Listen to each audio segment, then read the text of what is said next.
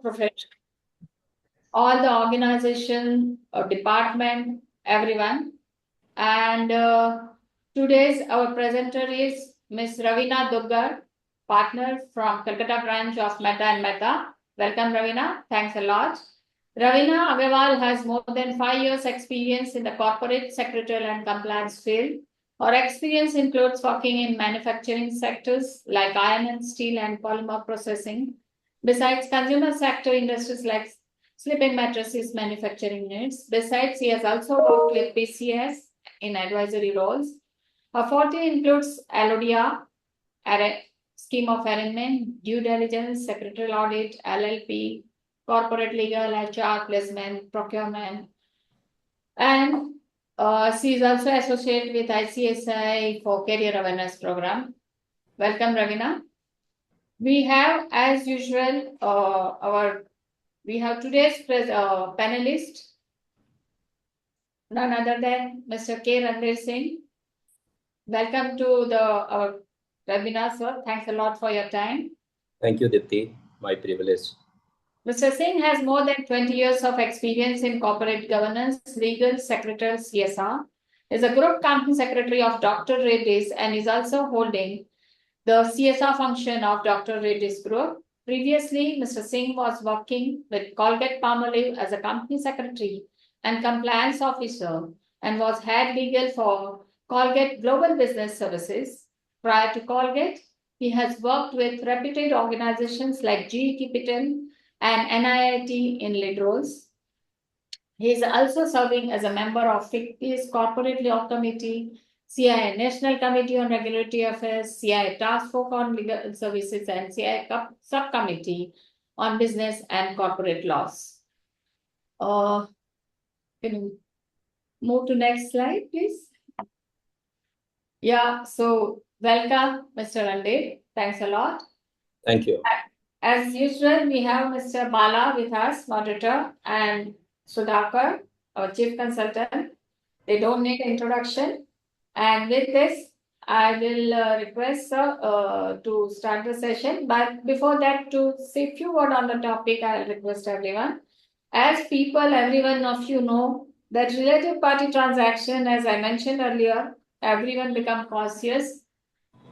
I make it that way that related party transaction made CS as a center point for any organization because identification of related party, relative and transaction start at the secretarial department and CS is at the center of it. It is the duty of CS and secretarial department to first decide the transactions, related party, relative. And not only that, you identify, but make it known to the entire organizations. Because identifying this party and transaction and limited to yourself is not the work of secretarial department. We are not here for post-mortem. We are here for avoidance. Please note that our department has to always act reactive, that non-compliance doesn't happen. So we have to think where there should not be the possibility of non-compliance. So we think where can be the non-compliance and think that and try to, correct the situation. So what it will require, the transaction happened at each department. Each department head should knowledge of that. And there should be sufficient proof by secretarial department that there is awareness, there is the communication, and there is a precaution taken by secretarial department to make aware that non-compliance doesn't happen in the organization.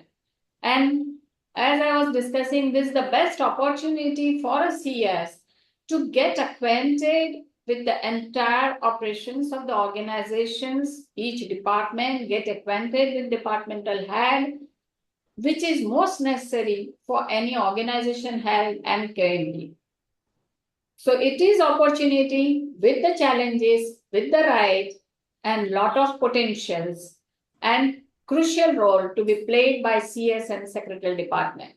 With this few notes, I'll request Mr. Randir to say a few words on the topic, then Mr. Sudhakar, and then Bala and Ravina, you can start the presentation. Over to Mr. Randir, please. Thank you, Dipti. I echo what you mentioned. So, the responsibility that is given to company secretaries with respect to related party transactions, it puts company secretary in charge and control of the organization for related party transaction. This is a big responsibility, and I see that this is a hot topic. Uh, in 1956, we had approval mechanism, and central government approval used to be the key issue. It was maybe a very simplified related party mechanism in 1956. And then Companies Act 2013, which is more based out on disclosure, and then approval up to shareholders, has to the extent made it little complex, but at the same time, it is in tune with the development of the country and the governance requirement that is required, expected from companies. So I see that this is going in good direction. As a company, of course, on related parties, a lot of uh, uh, digitization as well as processes, checks and balances are something that will keep on evolving. And that's how I see the role of company secretaries to play. And it is one non-negotiable compliance. It puts management as well as directors into accountability, liability. Directors are in fact liable to vacate the position in case related party transactions are in non-compliance. So yeah, with this, I will request Bala maybe to proceed. Sudhakar, please. Yeah, good morning, everyone. Further to what Deepti and Randir has said, what I would like to say is gone are those days where company secretary in isolation used to be responsible for implementation of the act as well as the regulations. Those days have gone. If you see the Companies Act 2013 and as well as the listing regulations also, there are several areas where a company secretary on his own will not be able to implement the provisions of the act or the regulations. One such section is 188, related party transactions. The entire organization is to be having that awareness about the related parties and the related party transactions and the significance as well as the importance of that. Similarly, if other sections, if you take section 135, corporate social responsibility, can a company secretary on his own can implement that? Answer is no. The awareness is to be there in the other departments also. Same is the case if you say in case of PIT regulations, in case of listing regulations, especially regulation 30. So day by day, the way the compliances are increasing and the awareness across the organization, as well as sensitization of the importance and significance of these provisions at the board level is imperative. And now coming back to our topic of today, that is related party transactions. Before the program starts, I was just discussing. Yesterday, I attended a PCS conference at Hyderabad. There was one session wherein they were discussing about that session. The caption is fraud investigation at SFIO. There, the one officer of the SFIO, he was mentioning that non-identification of related party has led to the fraud, and the company secretary has also been made a party to that fraud under section 447, as because he is also because he it is his responsibility to identify the related party, and negligently he has not identified. It is very clearly there evident under section 2 subsection 76. So he has been taken under as if he has connived with the management in committing that particular fraud. In my wildest of the wildest dreams, I never thought that Section 188, such a simple non-compliance, will lead to trigger the Section 447. So this actually, yeah, I mean, brings the seriousness to the platform. At the same point of time, several times we company secretaries, what we do is the ordinary course of business and arm's length. Again, the same thing. This is the, according to me, this is the most abused exemption everyone takes it as ordinary course of business. And arm's length, people think that it is not arm's length pricing. That different distinction between arm's length transaction and arm's length pricing is very, big. That needs to be understood very clearly. So what we will do is when Ravina is making her presentation, certain significant and important aspects, we'll go a bit deep into that and then understand it. So I give a pause here and request Bala to take it further. Thanks. Good morning to all of you. I have a great pleasure in welcoming you all for this session. As you are all aware, this is such an important session. We have two eminent panelists with us, actually, apart from Dipti. They are definitely going to share their practical experiences and nitty-gritties, etc., and other things and all. Only thing is, as Sudhakar puts it very clearly, company secretary cannot be let do alone that I'm not concerned with the accounts and other things and all those things. We have to get involved totally because there are so many nitty-gritties when we talk about the related party transaction, what is actually required under the provisions of the Act, what is required under the schedule of the Act, what is required under the accounting standards of the Act. Somewhere it is compliances, somewhere it is disclosure, somewhere it is other things, which all those things which are all there nitty-gritties. Because what we think is this is not applicable, but the thing is you may not have the related party transaction at all. But accounting standards calls for disclosure of the related parties in the balance sheet. That is required. That many times we tend to miss things like that, small things. I think today's session will be definitely a very great eye-opener. It will be going to be a great learning session. That is why this particular topic, also it is a section 188. Simple, if you go through it, we think it is very simple, but when we get into interpretation, when we get into the details, we come across many things. Every time when we start reading it, we get a new interpretation and how to act in a particular situation. That is a problem.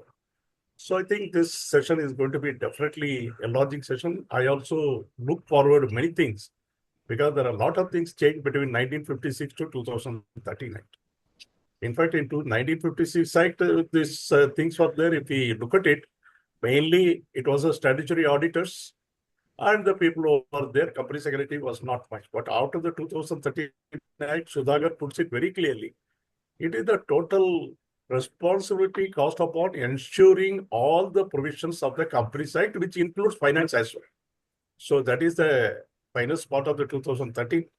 So we need to be more diligent. We need to be more cautious. We need to take action. And another thing, as Dipti puts it very clearly in the beginning, the awareness across the organization. That is a very, very great thing one has to actually do. The company secretary has taken lead and he has to bring the awareness so that the information flows. Because as Sudhakar puts it, information cannot be worked alone by the company secretary. It has to be assimilated from the various department people. So awareness is also a must. I think with this, we'll stop here. I'll ask Ravina to take us through. As the presentation goes on, I think we will discuss many things. As usual, I request the participants to put the questions on the chat box. We will take it then and there as and when the presentation moves on at the relevant time. At the end of the session, you may raise your hands and we will permit you to talk and we can answer your specific queries at that particular time. With these few words, I'll ask Ravina to start her presentation. Over to Ravina, please. Thank you so much, Bala sir, Sudhakar sir, Dipti ma'am, for such a wonderful introduction to the topic. I guess my participants are as excited and enthusiastic to know about the related party transactions as I am. So, good morning, everyone. Related party transactions, or shortly known as RPT, has held the significant position in Companies Act and even more in corporate operations. RPT has a direct impact and connection with the governance scenario prevailing in corporate, and oversight of this transaction will help all of us with timely and diligent compliances, which is the key to transparency. Did you know that in 2020, a significant corporation faced a scandal involving undisclosed related party transaction that impacted their stock price and investor trust? Today, we are going to explore related party transactions, what they are, why they matter, and how they can influence corporate integrity. We'll look at their types, the legal framework surrounding them, and the best practice to ensure.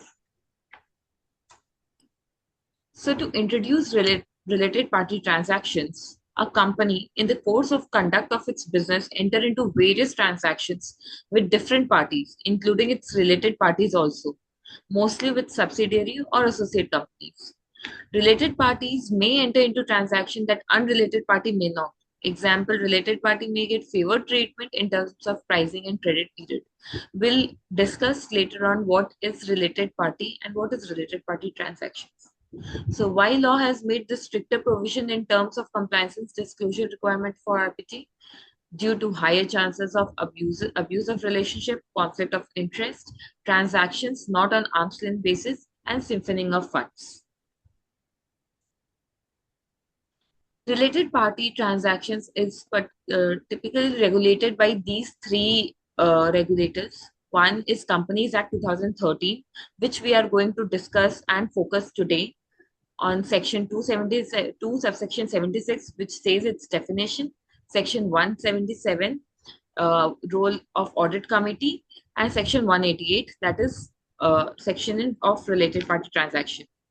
SEBI LODR regulation 2015 is related part in this related party transaction regulated by regulation 2 subsection 1 subsection ZB, regulation 2 subsection 1 subsection ZC, and regulation 2 subsection 1 subsection ZD, and with accounting standard AS 18 and IND AS 24, where in the financial statement we have to follow accounting standards. Just 1 minute, Ravina. Yes. Go back to the previous one. So here I would like to add one thing. The definition of related party under the Companies Act is different. Under the listing regulations, it is different. Under the accounting standards, it is different. So as company secretaries, we need to understand that if it falls under the definition of Companies Act, but not under the listing regulations, the same compliances what you require under the listing regulations, you don't need to comply under the Companies Act. That means if your company is an unlisted company, you confine your compliances only to the extent of Companies Act only. If your company is a listed company, then obviously you have to comply with both Companies Act and listing regulations. Sometimes it may so happen, it is a related party as defined under the accounting standards, but neither under the Companies Act nor under the listing regulations. So in such case, accounting standards talks about only disclosures. So your compliances are concerned if it is a related party only under the accounting standard, it is to the extent of disclosures only. It may so happen, as I was mentioning, that though it is a related party under the accounting standards, it may not be a related party under the Companies Act. Then you don't need to go for compliances as far as the Companies Act is concerned. Recently, one of our clients, it happened like that the statutory auditor is demanding that it is a related party under Ind AS 24, and you have to ensure the compliances under the Companies Act, which is not correct. So you have to be very clear under these three separate sections.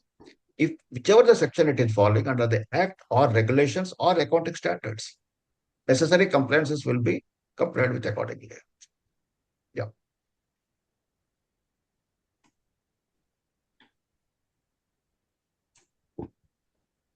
Now we are going to discuss the definition of related party under section 276, and also it is applicable to accounting standards AS and Ind AS.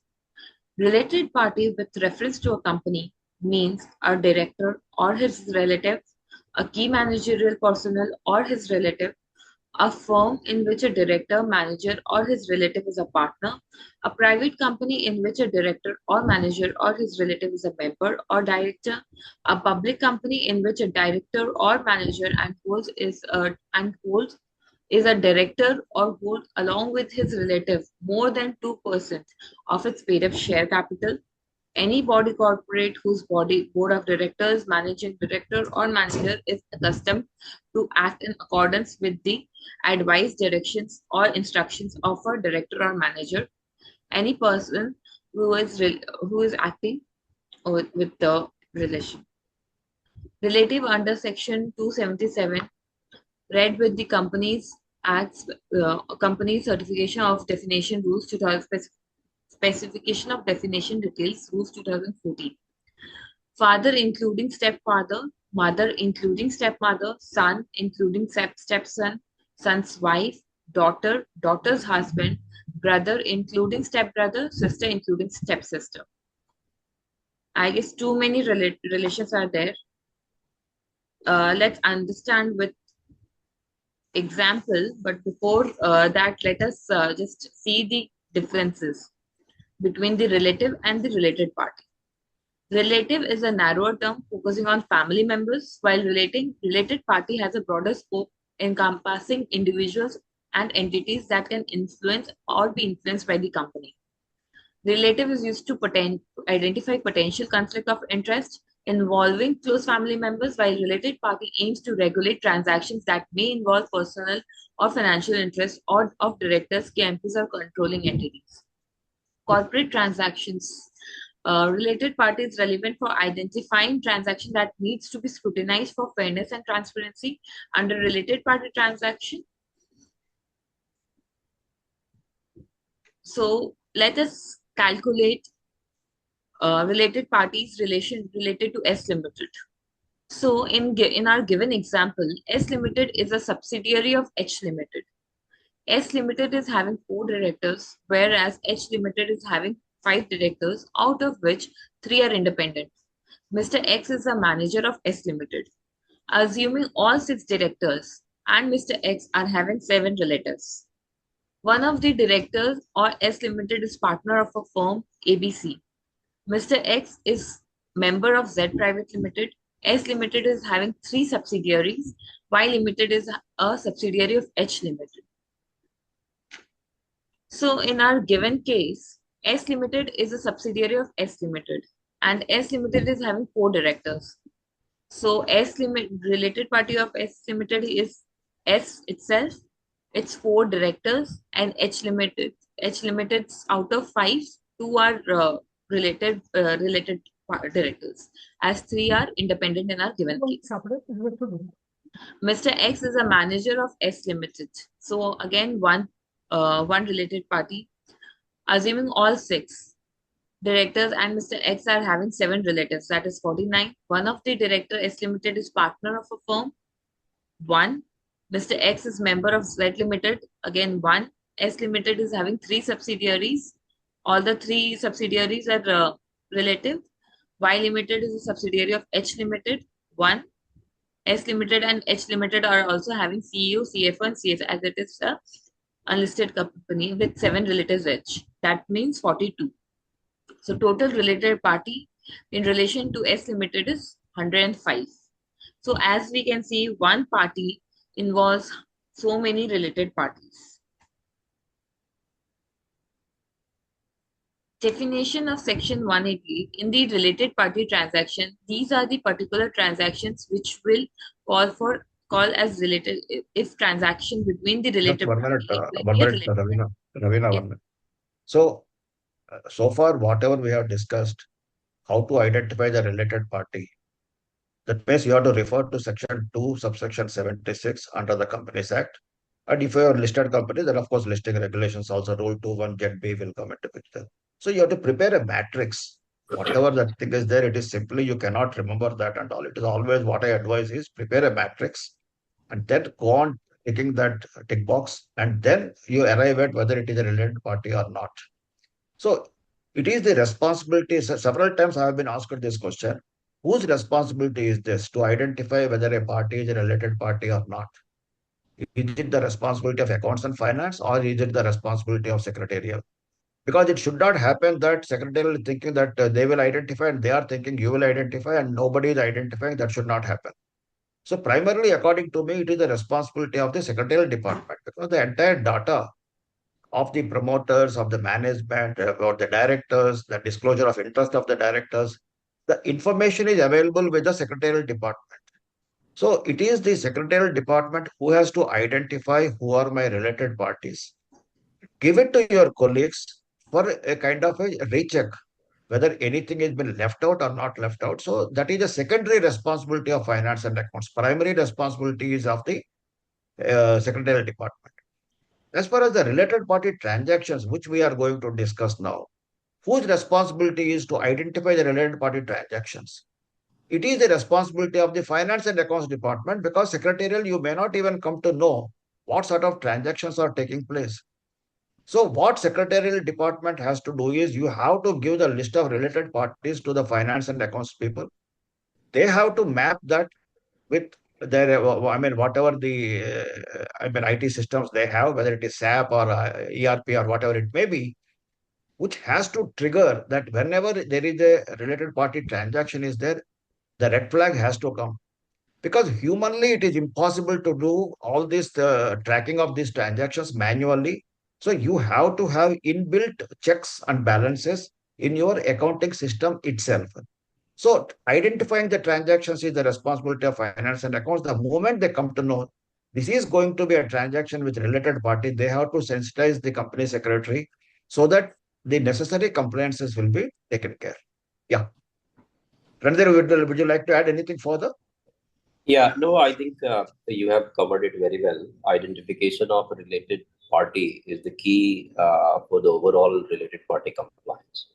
If the identification has some gap, then of course it will lead to non-compliances, non-disclosure.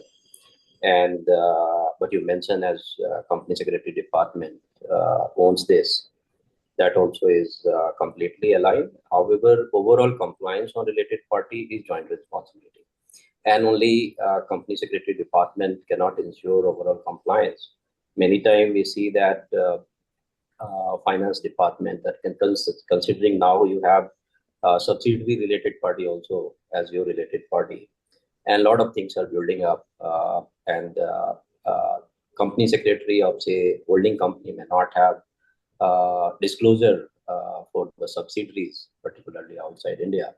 So it becomes a joint responsibility of many people, including finance and secretarial.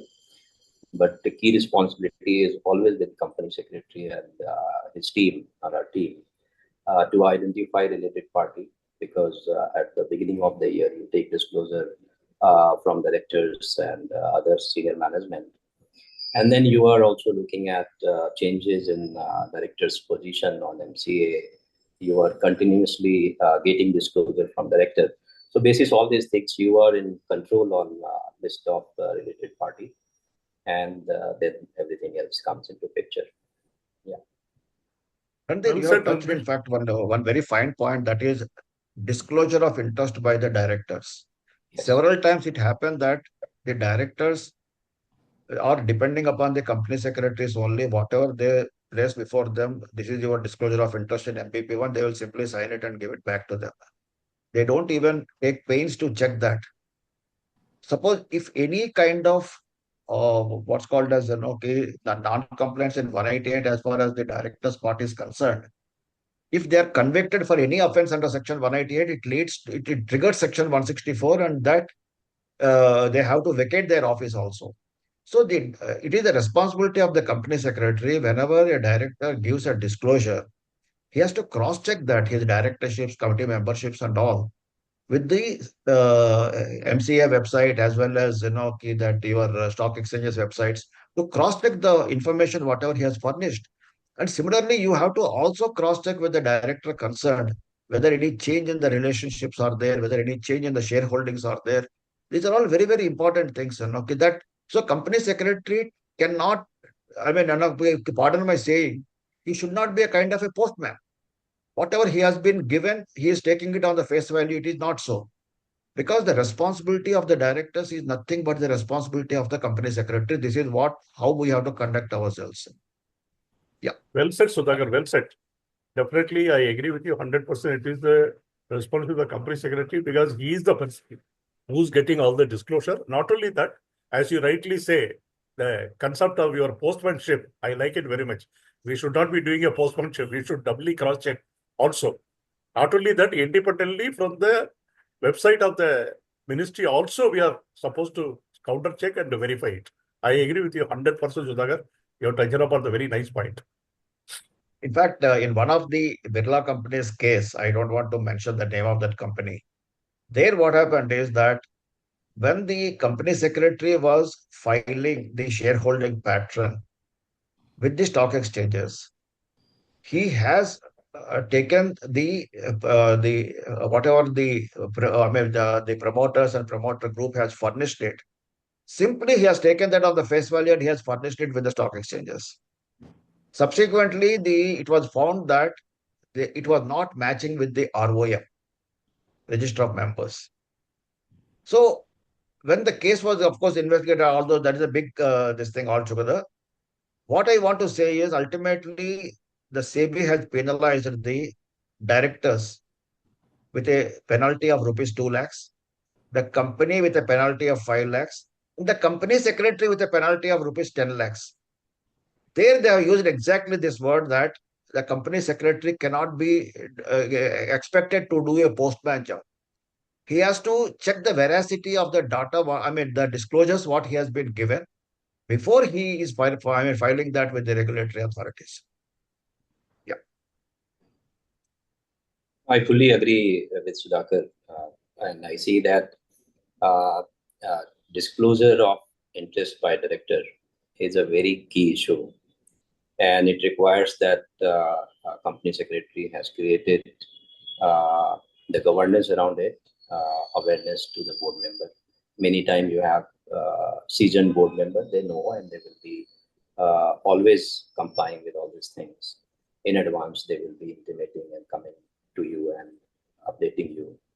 And many companies, in fact, you have a prior approval mechanism that in case directors are getting appointed on any other board or having a substantial holding in some other company, which may change the overall structure, then they reach to company secretary or to the chairman and intimate or take prior approval. So it makes sense that board is guided. Even in large company, you have many external directors who are coming from outside India, and the regulatory landscape there versus here is very, very different. So key to be in compliance is that you are playing that pivotal role of making the board aware about their responsibility, and then working proactively with them in terms of what is their compliance, what for they are accountable, and making it proactively available to board for noting, and then accordingly moving the related party. Yeah, and I think though the CS of the company is not responsible statutorily to check the disclosure given as it is director's duty. But as directors, many times, especially independent directors, are not equipped with the technical knowledge or the support. There is a tendency or the possibility of mistake, or it is advisable for a company secretary of a company to help the directors because it has a very big impact. And that's why I think what Sudhakar suggested is advisable for a CS of the organization that will have non-compliance at the company level itself, because then it is whosoever responsibility or who is statutory liable, but it create a non-compliance at the company level. So CS and the secretarial department should be vigilant to ensure the cross-checking. That's the right part. Yeah. And apart from the legal and governance issues, please think these days the social media is so strong. The moment there is a non-compliance pointed out by any regulator, immediately next moment itself, that will be there on the WhatsApp groups. And your company's name and your name is coming prominently in that. And no one bothers for that thing. Ki, bhai, this kind of thing should not be put across the groups and all. They just, ki, bhai, without applying this thing, it goes. So what will happen is it is the image of your company gets affected. So as a company secretary, what I have been taught in my DNA, I have incorporated that is the company's image is more than my own image. That's how I see that thing. Same is the case if your director, for whatever the reasons it is, something happens to him means what? It is because of you it happens to him. Had you been taken care of your responsibilities properly, it would not have happened. So my request to all the company secretaries who are attending this webinar is that please do cross-check whatever the information has been furnished to you, the veracity of the information to be checked before you putting it on your website, before you are filing with the regulators, and at the same point of time, do sensitize your colleagues also in your department. Sudhakar, many times what happens is, as you rightly said, in most of the private companies and unlisted public companies, the disclosure statement is prepared by the company secretary himself on behalf of the director. They simply get it signed. As you rightly said, many times what happens, we take the last disclosure which has been made by him the last year, and people just print without counter checking it. Addition, deletion, other thing are all not taken care of. Ultimately, that trigger of the non-compliance. As you rightly said, yes, cross-checking and doubly checking, independent checking with the outside agencies, that is definitely a must. And especially more so in case of the private companies and unlisted public companies, because now I see more of the related party transaction non-compliances are arising mainly on private companies are unlisted public rather than listed companies. Most of the listed companies, I don't see much of the cases, but in the private companies, yes, I do see, and also unlisted public companies. So naturally, the people who are working in this set of the companies need to be more vigilant than anybody else. Yeah. Yeah, Praveen. Yes, Ravina. Yes. So now we'll come back again to our slides. Lot of intense discussion. So these are the pointers where which is connected to related transactions. One is sale, purchase, or supply of any goods or materials between the related party. Availing or rendering of any services, selling or otherwise disposing of or buying property of any kind. Related parties' appointment to any office or place of profit in the companies or its subsidiary company or associate company, leasing of property of any kind, appointment of any agent for purchase or sale of goods, material, services, or property, underwriting the subscription of any securities or derivatives thereof of the company.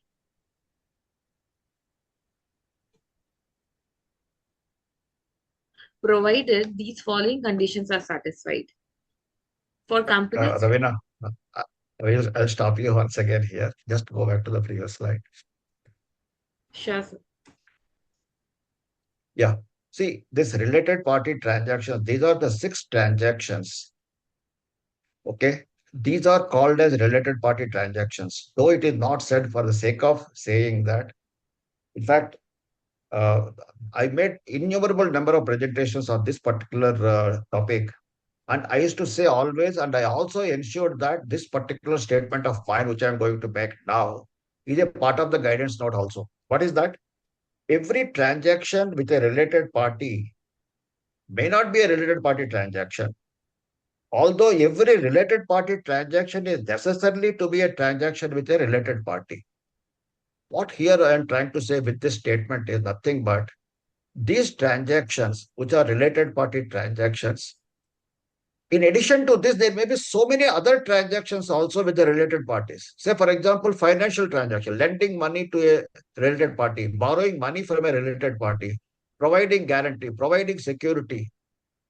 These transactions are not covered under Section 188. So those are the transactions. They're transactions with related parties, but they are not related party transactions. That means what? Every transaction with a related party requires approval of audit committee under Section 177.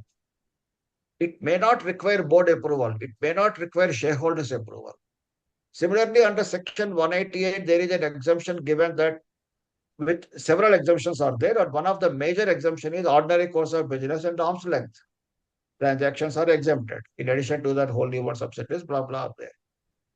So wherever these transactions are exempted, unless until they're exempted under Section 177, you have to have the audit committee approval. Please don't think that because section 188 is not covered, I don't need to take the approval of the board. I don't need the approval of shareholders or the audit committee. Every transaction with a related party, please ensure that you have to have prior approval of the audit committee. Prior to Companies Amendment Act 2017, there was a confusion whether the audit committee approval is a prior approval or it can be a post facto. But Companies Amendment Act 2017 clearly brought that the approval from the audit committee is a prior approval. Yes, Ravi. Go ahead. I have to add something on Yeah, what please. Sudhakar. Sir, please. So when you mentioned all related parties may not require and may not fit into 188, I recollect one discussion along with you also, where this related party appointment to an office or place of profit we were discussing. And if you see section 188 mentions that no company shall enter into a contract with related party, and then either of these six need to get involved. So that appointment was in a subsidiary company and not with the company. So contract was not happening with the company, but with the subsidiary company. And legal guidance was that it is not fitting into section 188, and it does not require approval of shareholder or board for that sake. However, in good governance, sometime you take to shareholders these approvals, but legally it is not required. That's what I wanted to mention. And thanks, Sudhakar, for guidance on this.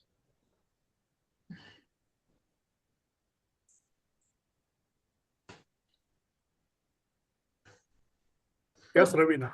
Yes.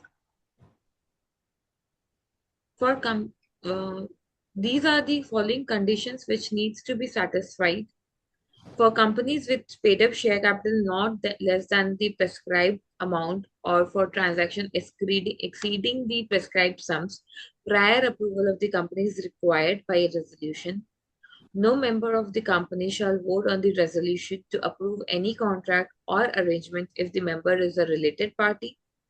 The restriction on voting by related party does not apply if 90% or more of the members in the company are relatives of promoter or related parties.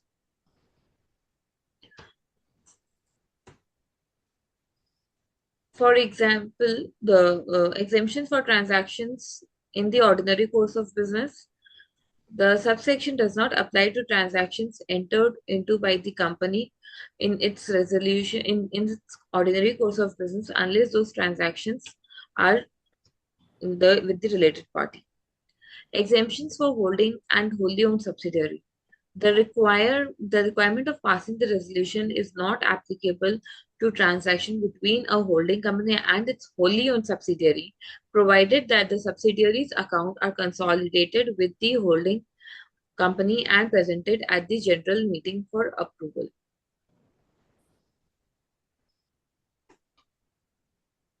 So here we'll see which are the transactions covered under section 188. Allotment of shares to relatives of KMP, it is not included. Licensing of a board to one of the subsidiaries is included. Corporate guarantee for a loan taken by an associated is not included. Here we can see appointment of KMP is not included, and its first remuneration to the KMP is also not included, but further remuneration will be included in section 188 as a transaction. Receipt of reimbursement of expenses on actual basis from a subsidiary is not included. Sudhakar, and the KMP's appointment, I think you can give your views actually. When we talk about the first appointment, subsequent appointment, and again we are considering the KMP appointment along with the remuneration, or first appointment that is subsequent to remuneration, all those minute points, I think you can give a overview. See, before that, I also want to draw the attention of the participants to section 188, subsection 1, subsection A. That is sale, purchase or supply of goods or materials. In fact, even under the erstwhile section 297, also more or less the same wording is there. The goods word is there. And goods, we always used to think that only in case of purchase or sale of goods. Fortunately or unfortunately, shares fall under the definition of goods under the Sale of Goods Act. So goods as such is not defined under the Companies Act. So we have to fall back upon the Sale of Goods Act, under which shares are also considered as goods. And ROCs have issued earlier for non-compliance of Section 297 when the sale and purchase of shares was taking place across the group companies. And in fact, it so happened prior to joining of Reliance also, I used to have the same view that whenever you purchase or sale of the shares, Section 297 in those days gets triggered. The same view was taken by Reliance also after my joining, and we continue to do that. That's why now the question comes when the shares come into existence. So when I am subscribing to the shares, do I need to have that 188 compliances? Answer is no, because shares come into existence only on allotment, upon allotment only. But for issuing of shares to a related party, you have to have the audit committee approval because you are issuing shares to the related party. At the same point of time, when you are subscribing those shares, though the shares are not come into existence, it is not falling under the definition of goods. So you don't need Section 188 approval, but you certainly need Section 177 audit committee approval. That is what I was trying to bring the distinction between related party transactions and transaction with related parties. In both these cases, whatever I have told you, it is going to be a transaction with a related party. That is number one. Now, coming to the about appointment of KMP, KMP is no doubt a related party. But when you are appointing a managing director or a CEO or a CFO or a company secretary, upon when you suppose when you are appointing him and deciding his remuneration, he will become the related party only after he is appointed. Prior to his appointment, he is not a related party. He is only a proposed appointee. So when you are deciding his remuneration also, you don't require the approval under 188, not even under 177, because he is not a related party. So the transaction is not with a related party. But once he is appointed, in future, whatever the increments and all, he will be getting it. That will be triggering your Section 177 as well as 188. Now the question comes, do we need to go to the audit committee and NRC and the board every year for the increments to be given to the key managerial persons? Answer is no. What you can do is the increments earned definitely to all the KMPs also will be as per the remuneration policy of the company, which is approved by the NRC, or rather, it is recommended by the NRC and approved by the board. If you go as per the policy, then there is no further approvals are required even for the KMPs increments and other benefits are concerned. But if you are deviating from the policy for whatever the reasons it is, the board wants to deviate from the policy and wants to remunerate any of the KMPs. In such case, you have to go to audit committee as well as you have to go to the board also. I hope I'm clear on this particular track. Any questions are there? We will take it up later. Randir, would you like to add something? I think you have covered practically when you are appointing KMP or that way, related party will be paying remuneration on a monthly basis. And maybe next board meeting will happen 3 months, next quarter, right? So you would like to take approval just like any other related party transaction, including in the society where you do CSR. And if it is a related party, then probably when you are approving the transaction grants from CSR committee, you will also like to route it through audit committee, considering it's a related party transaction. So that way, practically, of course, practice will differ, but legally what you mentioned is fully aligned. So, what will happen to the private companies where the audit committee is not required to be there? Wherever the audit committee is not required, there are two things there also. One is voluntarily you have constituted an audit committee. Because private companies, audit committee is not required, but you are voluntarily required to, voluntarily you are constituted. In such case, you have to comply with the 177 provisions. It is very clear now.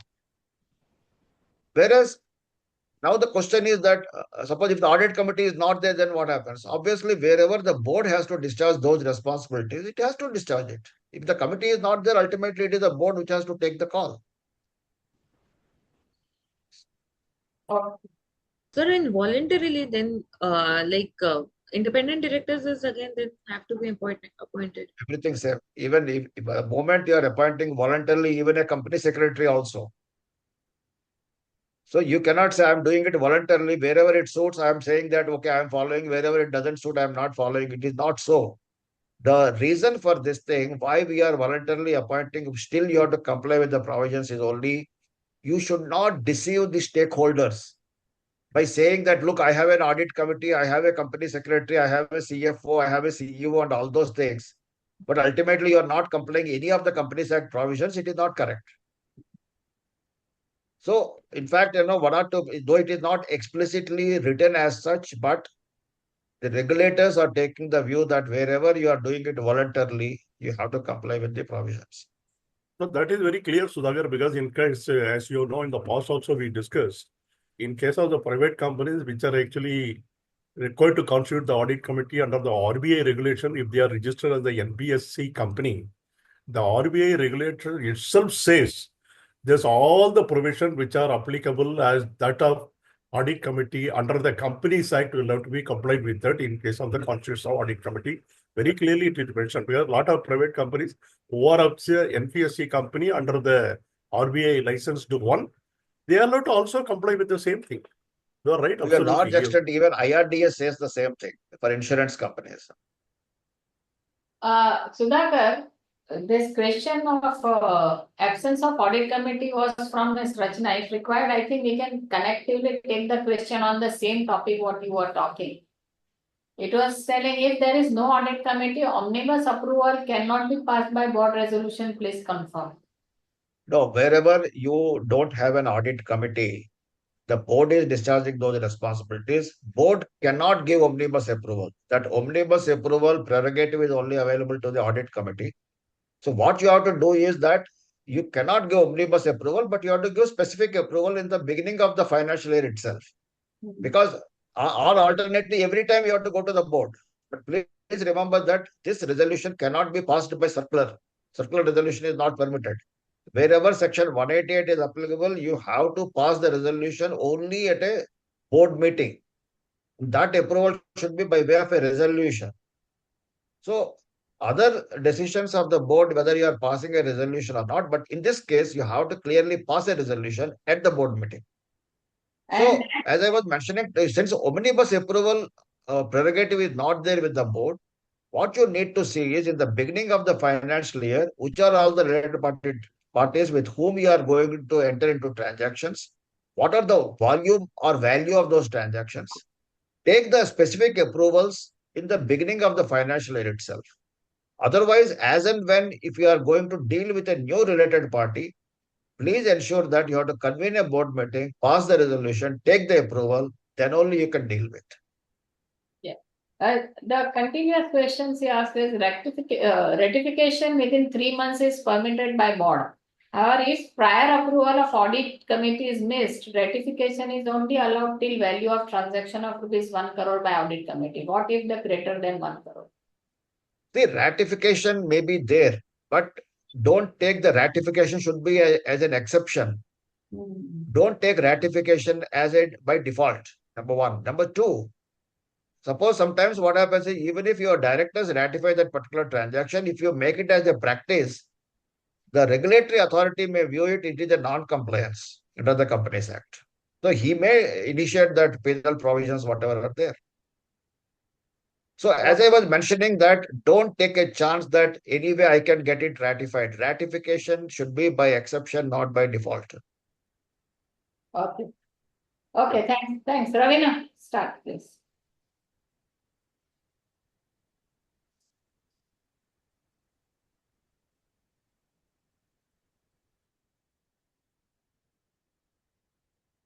So here we can see the approval mechanism of related party transaction in case of unlisted companies.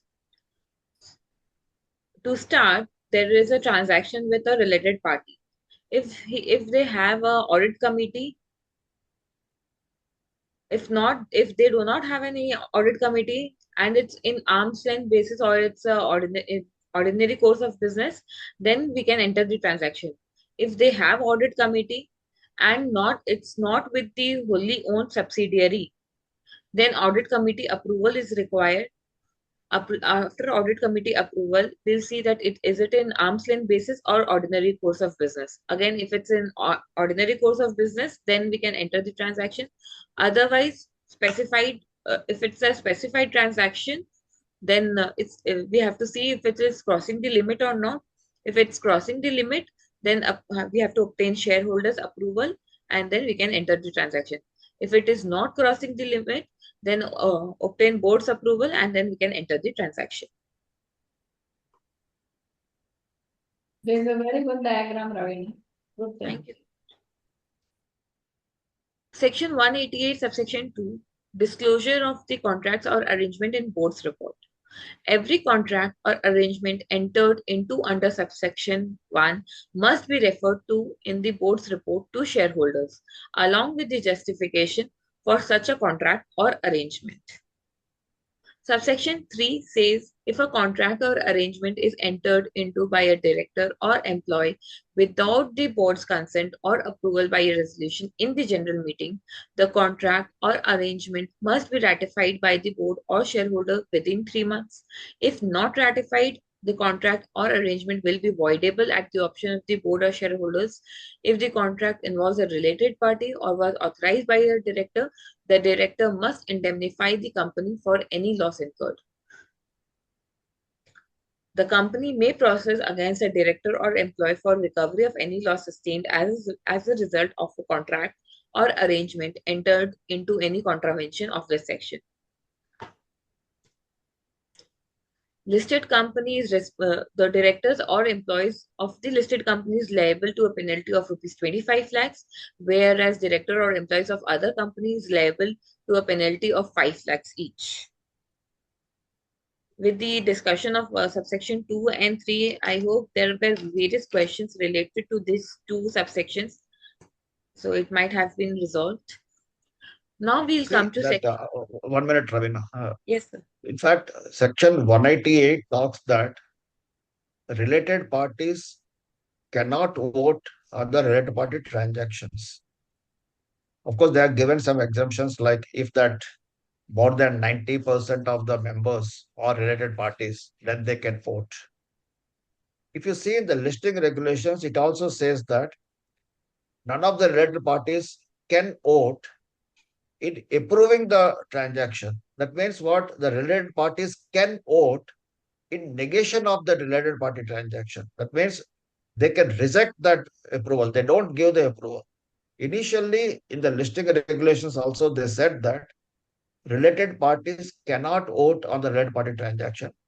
Subsequently, Regulation 23 got amended, wherein they say that related parties can vote, but they cannot approve the resolution. Whereas, under the Companies Act, such exemption is not there. So, listed companies have to comply with both listing regulations as well as the Companies Act provisions also.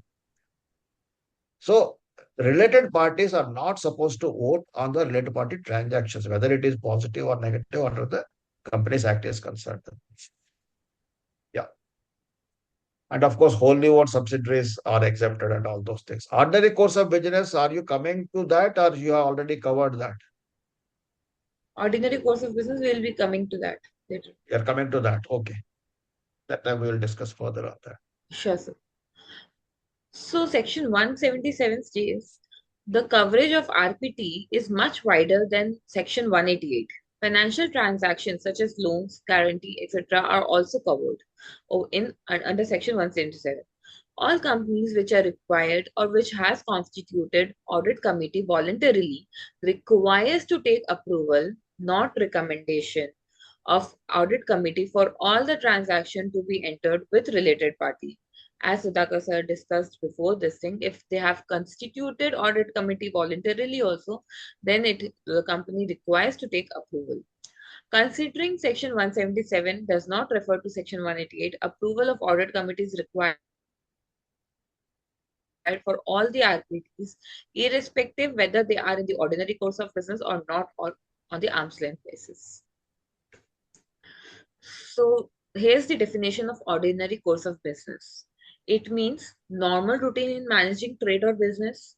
Memorandum of association is not conclusive for deciding whether an activity is ordinary course of business or not. Frequency of the activity is sought to be highlighted. It should be a continuous activity carried on. Sir, you want to say anything regarding ordinary course? Yeah. See, that ordinary course of business is not defined under the Companies Act. So there are certain, actually, that Ravina has given. I don't know whether you have given that. Of course, you have said that normal routine in managing trading business, main objects, frequency of the activity, and then it should be a continuous activity carried out. These are, of course, they are there. The primary thing is that whether it is covered in the main objects, yes, that will help you certainly. But there are several other parameters which you have to take it, and one of the parameters is furtherance the business activities of the company. That means if any transaction which you are going to enter into, if it is furthering your business activity, then also you can say it is an ordinary course of business. In fact, in several times when I was giving presentations, I used to give a standard example to understand this particular aspect very simply is that if your company is purchasing a land from a related party, for the sake of understanding, let me put my company, Reliance Industries, suppose, at Jamnagar, where the refinery is there. We are purchasing the adjacent land which belongs to a related party, and Reliance is purchasing that particular land. Is it a related party transaction? Answer is yes, because it is a removable property, it is falling under 188. Now the question comes, is it an ordinary course of business? Purchasing a land in the ordinary course of business? You cannot simply say yes or no. You have to further examine that for what purpose I am buying that land. Suppose I am buying that land for construction of buildings, residential buildings there. Is it a related party transaction? Again, answer is I cannot decide it. What for that residential property is being utilized? Further, I am giving you an information that yes, it is going to be the staff quarters, which I am going to give to my employees who are working at the refinery so that they don't need to go to the city every day and then come back to the work. So they will be staying within the township.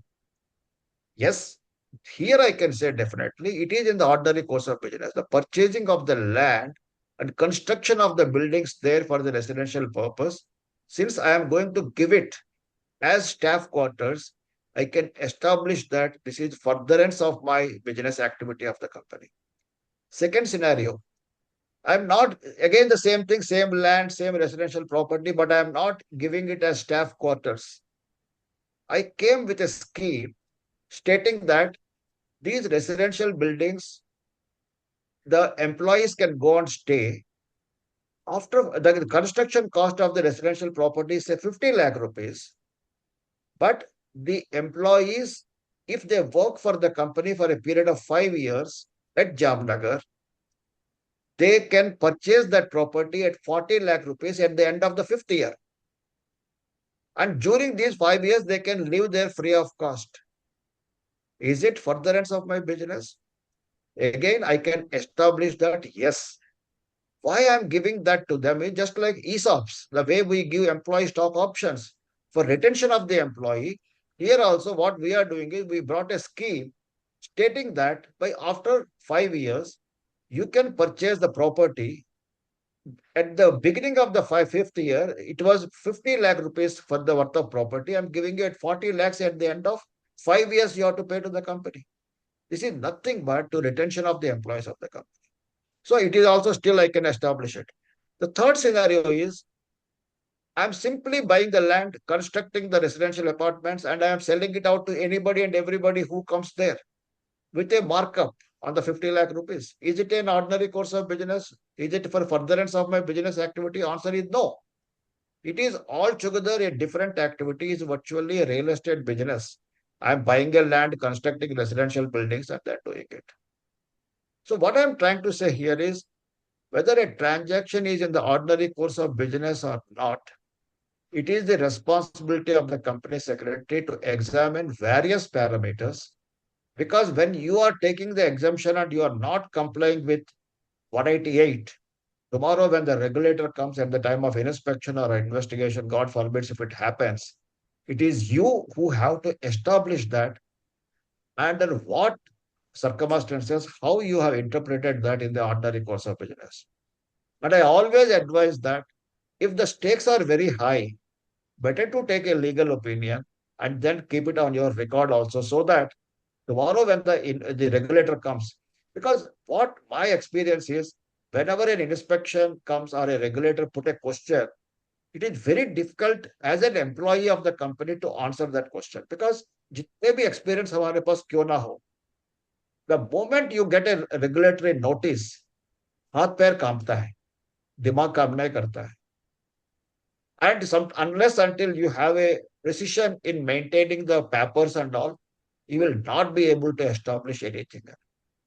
So, for the first time, whenever you are determining a transaction in the ordinary course of business, please do your homework thoroughly, properly, and have necessary file notes on your record. Same is the case for arm's length transaction also. Randir, would you like to add anything further? Or Pala, you may also. No, very well. You are well said. You are very well said, Sudhagar, explaining the various circumstances and how to go about it. Very well said. My great appreciation to you, Sudhagar. You are great as usual. Thank you. Thank you very much. In fact, for the benefit of the participants, let me also say that this example I used to give wherever I dealt with this particular topic, and being in the part of SSP, when we brought this guidance note, we also brought this example, what I have mentioned now. It is there in the guidance note. When you are talking about the guidance note, Sudhagar, I would like to add one thing definitely here. All the company secretaries should read the guidance notes and get through it, because it is an extraordinary efforts which has been actually put with many experts, their mind actually, and the guidance note has been brought very, very explicitly explaining the various things with the examples. That is the thing. Not only that, the regulator are many times quoting the guidance notes, and they are actually pointing out, especially when it comes to the practicing people, they are saying, they are even referring the checklist which was actually put in the guidance note and which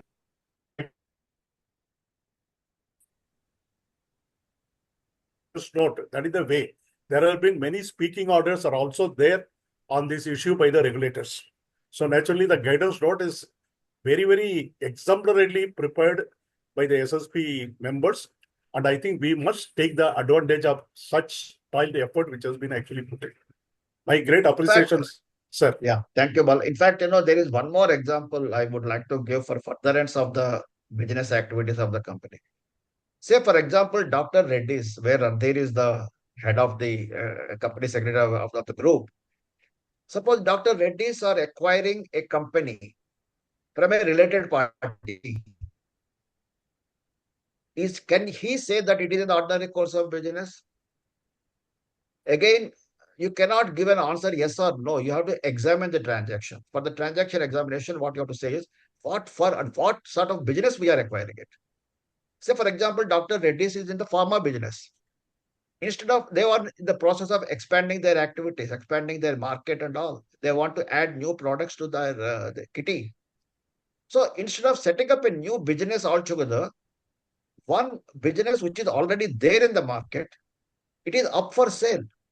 And Dr. Reddy is acquiring that. So it is acquired from a related party, but still he can establish that it is in the ordinary course of business, because it is furtherance of the business activities of the group. Another scenario, for example, Dr. Reddy's are acquiring another company because they have surplus cash with them and they want to diversify. when they're going for diversification, suppose, for example, a tire manufacturing company is up for sale and Dr. Reddy's are acquiring that from a related party. Can they say it is in the ordinary course of business? Answer is no, because this is entirely a different business altogether. So it is a related party transaction, and whatever the compliances are required under 188, 177, Regulation 23, all the things they have to undergo the drill. Yeah. Mr. One more thing also, in case of So, listed as sir, companies, one minute, Ravina. In case of listed companies, though the exemption of ordinary course of business arm's length is available in the Companies Act, but that is not there as far as the listed companies are concerned. Because under the listing regulations, such exemption is not there. But if you remember one more thing, listed regulations, Regulation 23 talks about audit committee approval and shareholders approval. But listing regulation, that is Regulation 23, doesn't bother about board approvals. So you have to be very careful when you are examining this exemptions, whatever are available under the Companies Act, whether similar exemption is available under the listing regulations or not. If your company is a listed company, you have to see that both the things. Yes, Ravina, you are saying something. I was just continuing with my presentation. Okay, go ahead. So, sir rightly discussed before I came to this points. So, of course, the factors which needs to be considered while deciding whether the transaction is in ordinary course of business. Here are certain factors. Number one is whether the activity is covered in the object clause of the MOA and in furtherance company's business, which is not inconclusive, which sir has already discussed with several examples. Whether the activity is routine for the particular business, example branding, taking premises on rent, staff training. So as sir said in his example, like if the Dr. Reddy's company is acquiring one uh, shop or a certain thing for branding or for promotion or for storage, that it may come in the ordinary course of business. Whether the activity is repetitive or frequent, whether income earned from such activity or transaction is treated as business income in the company's books of account, whether the transactions are common in the particular industry, whether there is any historical practice to conduct such activities. If such factors are in the positive side, then those transaction will come in ordinary course of business. If not, then it will not come in the ordinary course of business. To add that this is a area where mostly we tend to cover everything as in ordinary course of business, or general tendency is that it is on arm's length because there is no subjective definition provided and it has to be assessed objectively by the company, and many times you will have different views, so this becomes very important to have an objective assessment, and every transaction need to go through that. Particularly this one thing which is very common for one particular industry, but may not be similarly in ordinary course for other industry, is an area which makes a lot of difference. What is particularly ordinary course for, say, banking may not be ordinary course for pharma or for real estate. So those differentiators are always good to watchful about. Yeah, one more thing I would like to add is sometimes it so happen that there are two things rather, let me put it this way. Sometimes the clarity is not there. When you are in doubt, better to comply. Instead of taking the benefit of doubt, don't take that thing. Better to comply with so that tomorrow you can just stay in peace. The second thing is you are very clear that the compliances are not required either under the Companies Act or listing regulations or accounting standards. But for good governance point of view, you want to take the approvals. That point of time, don't quote the sections. If you are very sure that section 188 is not applicable to me, regulation 23 is not applicable to me, but as a good governance point of view, I'm taking it. Why? Because the moment you quote the section, you have to ensure the compliances. When it is not applicable to you, why to quote the section? You can always say in the explanatory statement that though as per the law, this is not required, but a good governance point of view, we are approaching the shareholders for their approval thereon. then what will happen is, number one, even if there is some 1%, 2% flaw is there, here, there, and all, still you will not be held accountable for that. In addition to that, you will get good, bonus marks, because though it is not required, you are doing out of the way as a good governance point of view, always it will be appreciated by the stakeholders. And your image will further get enhanced. Very well said, Sudhakar. In fact, we have taken one similar resolution, which legally we were looking at, and then it was not requiring shareholders' approval. But in good governance, we took it, and it was approved by overwhelming majority. We put in explanatory statement, the justification, and not applicable. 188 is not applicable. Shareholders' approval is legally not required. But in good governance, we are bringing this resolution for your approval. All these things going above and beyond mere compliance and looking at the spirit of law rather than the letter of law helps. And that's where probably board and company secretary comes into picture and play a vital role. Yeah. Yes, Ravina. Now, Ravina, you said that ordinary course of business, these are all the parameters. Who decides that? It is in the ordinary course of business. It is the company secretary's responsibility, CFO, CEO. Who decides that? So the first person to decide is, of course, company secretary, but with the discussion with the management and the CFO as well. Like So whether it what is is the the responsibility of the audit committee to determine whether it is in the ordinary course of business or not. okay. It is not the responsibility of a CFO or a CS or a CEO, but it is the responsibility of the audit committee. That's why when you make the policy, related party transactions policy, that time the necessary guidelines are to be provided to the audit committee, based on which it is to be determined whether it is in the ordinary course of business or not. Certainly, audit committee require the services of CFO, CS, CEO, and other people, but ultimately the decision is to be taken by them, not by the company secretary. Nice. Yeah, okay, go ahead. In fact, there are in many companies, there is a practices. Whenever the transaction put to the audit committee members very specifically refer this to the other departments, like naturally legal department or taxation department or other department. They seek their opinion before they decide whether it is the ordinary course of business or not. That is what it is seen typically by the audit committee. Yeah. In fact, In fact, in case of listed companies, of course, Randir knows this very well. The responsibility of the audit committee, sometimes it is much more than the responsibilities of the board. Even the profile of the audit committee, the terms of reference to the audit committee is much beyond. Of course, no doubt about it, board is responsible for each and everything. But the terms of reference, what has been given to the audit committee is much beyond, according to me. They need to be, in fact, that's why several times I say that the committee members requires a proper training.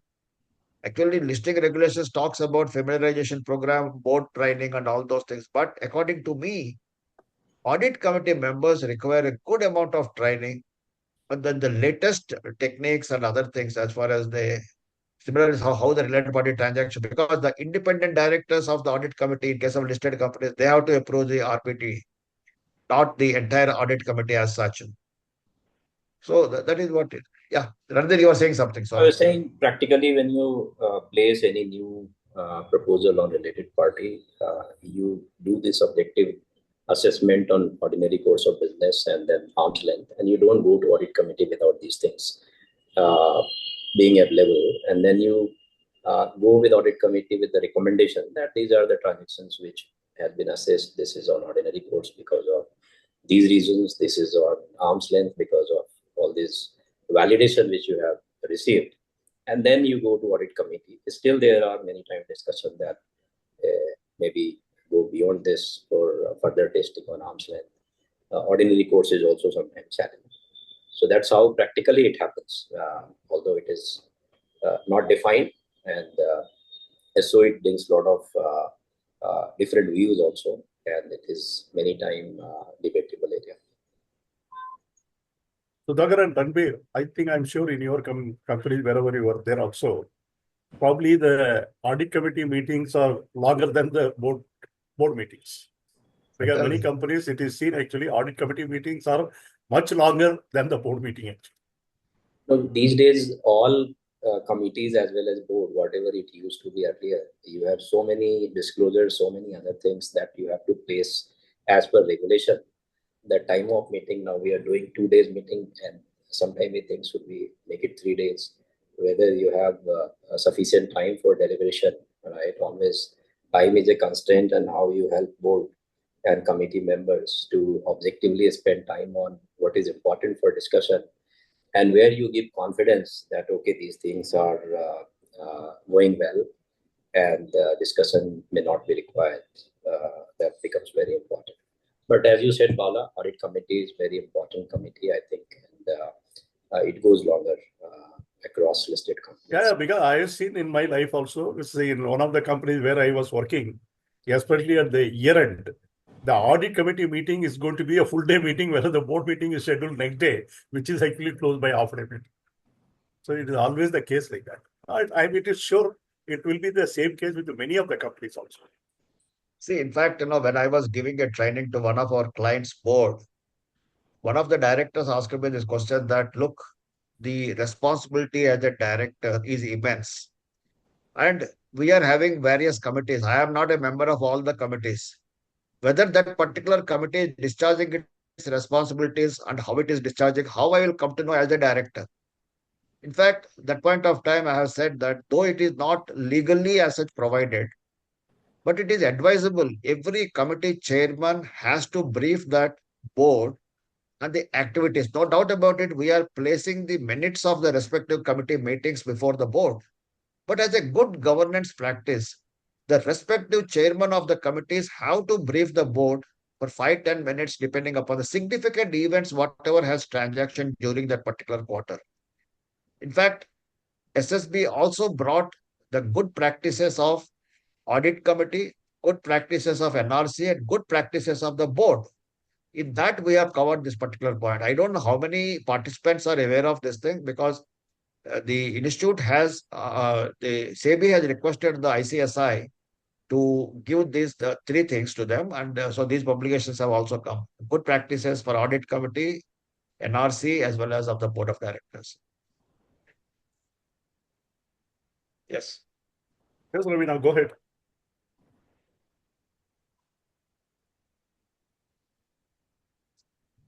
So now we are going to discuss about arm's length transactions.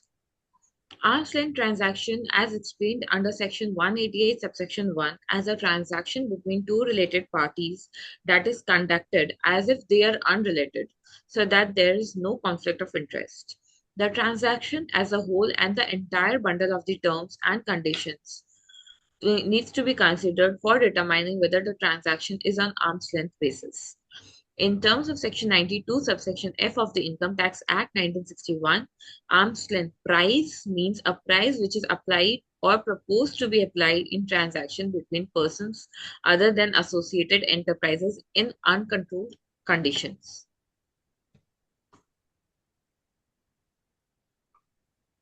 One minute. See, in case of arm's length transaction, as Ravina, you have mentioned that arm's length pricing and arm's length transaction, the difference is nothing but in case of arm's length transaction, there is a bundle of terms are there that needs to be examined. Exactly. And it is our fortune that the draftsman of Companies Act 2013, I must appreciate them for using the word not arm's length pricing, but arm's length transaction, they have used the word. So pricing is only a part of the transaction. Pricing is only one factor. There may be so many other things also. So sometimes it may so happen, the quotations what we have received it, you might be awarding the contract. Suppose your related parties are there. There are 2-3 related parties have also submitted their bids. And ultimately, you are giving it to one related party who has quoted the maximum. Still, you can give the transaction and still I can establish that it is an arm's length transaction. Because when I am entering into a transaction with somebody, what are the things they are going to be the pricing, delivery, quality, your number of days credit what you are giving, reputation of that other company about the manufacturing abilities to deliver the product on time. So there are so many things are there. So one particular price, I'm giving it. Suppose the lowest quotation is say X amount, and the highest quotation is X plus something. I am awarding the contract to that highest quotation person, highest bidder. Still, I can establish that this transaction is an arm's length transaction. So what I am trying to say is that because of the paucity of time, let me not go into great detail of this thing, but what is an arm's length transaction, how it is to be examined and all those things. Please go through the guidance note. It is very comprehensively, examples have been given for this. Yeah. Randir, would you like to, as for arm's length transaction, would you like to add anything here? No, I think you have covered. There is good Yeah. detail in the guidance note. And on arm's length, generally, you work with finance team. You get, if this is a new transaction, you generally get a certificate on arm's length, and that serves the purpose.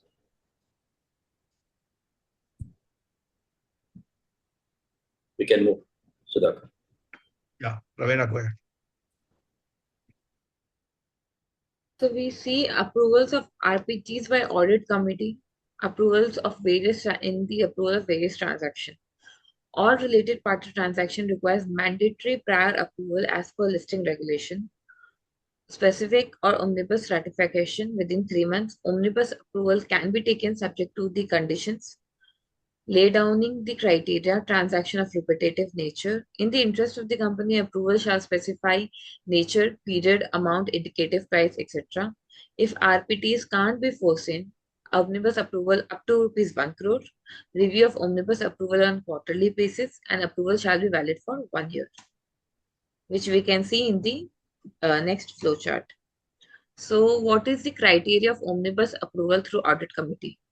Maximum value of the transaction in aggregate under the omnibus route in a year, the maximum value per transaction which can be allowed, extent and manner of disclosure to be made to the audit committee, review at such intervals as the audit committee may deem fit, transaction which cannot be subject to the omnibus approval by the audit committee. As we can see, omnibus approval shall be valid for a period not exceeding 1 financial year and shall require fresh approval after the expiry of such financial year. Omnibus approval shall not be made for transaction in respect of selling or disposing of the undertaking of the company. The company shareholders' approval of omnibus RPTs approval in AGM shall be valid up to the date of the next AGM for the period of not exceeding 15 months. In case on omnibus approval for material RPTs obtained from shareholders in general meeting other than the AGMs, the validity of such omnibus approval shall not exceed 1 year.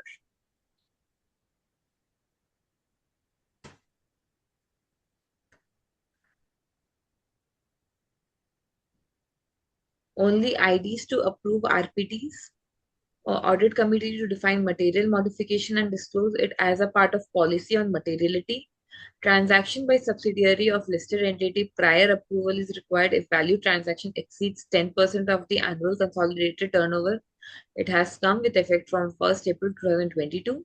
Transaction by subsidiary of listed entity prior approval is required if value of transaction exceeds 10% of the annual standalone turnover of the subsidiary. It has come with effect from 1st April 2020. Sabina, this you have picked up from the listing regulations. Yes. Okay. So we are talking about the Companies Act only. So for the time being, I may ignore this particular slide. The reason being, Companies Act, if you see that they have not talked about materiality. Listing regulation says that in case any material related party transactions, further modifications are there. What are the material modifications? That also it was defined in the regulation 23. Fortunately, which is not so in case of Companies Act. They have not talked about materiality. And if you see section 177, what it takes is that approval of the transactions and subsequent modifications of the transactions. They have not mentioned anything about what is material modification or non-material modification. They simply said that subsequent modifications. Strictly interpreting that subsequent modifications means any modification to the related party transaction, that means contract if you have awarded any kind of modification, it may require the audit committee approval. The way the regulators are interpreting the sections these days, if I go with a conservative interpretation, it is always advisable any kind of modification to that particular transaction, get it approved by your audit committee. Because the materiality word is not there in the Companies Act. Okay. Now we'll see when shareholders' approval is required and when not required. Shareholders' approval is required when availing or rendering services more than 10% of the turnover. Just 1 more minute I will take. Before I forget that. See, sometimes it may so happen. Even the listed companies, company secretaries also cannot say that, look, there is no material modification, so I don't require the approval of audit committee.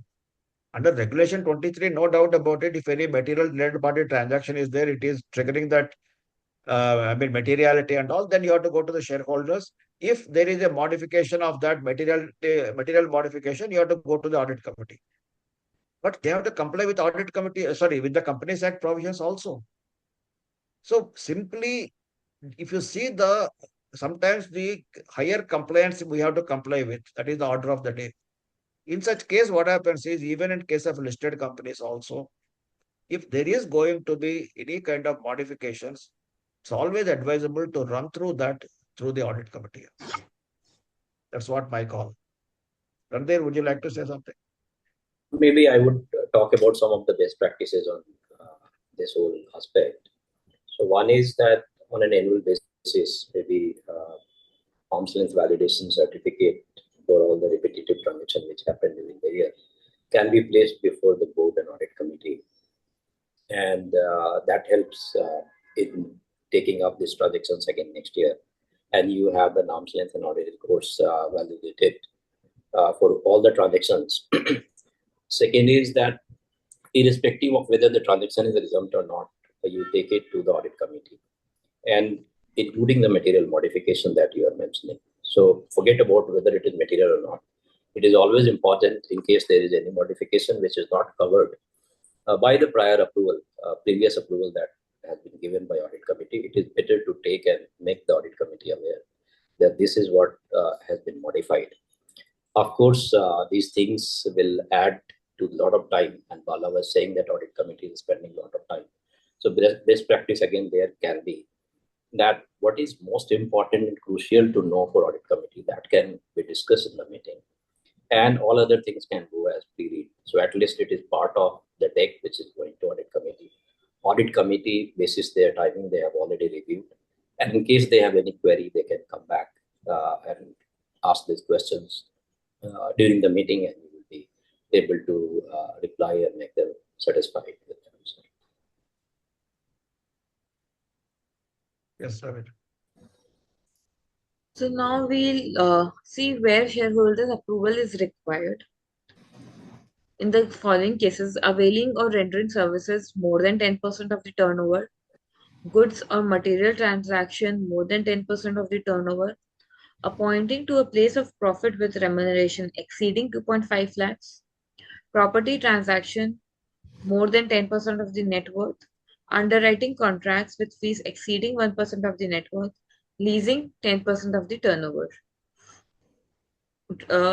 Transactions where shareholders' approval is not required with wholly owned subsidiary if accounts are consolidated, which are not at arm's length basis, which are in ordinary course of business, which are concept of materiality as per Regulation 23 if transaction exceeds 10% of the annual consolidated turnover.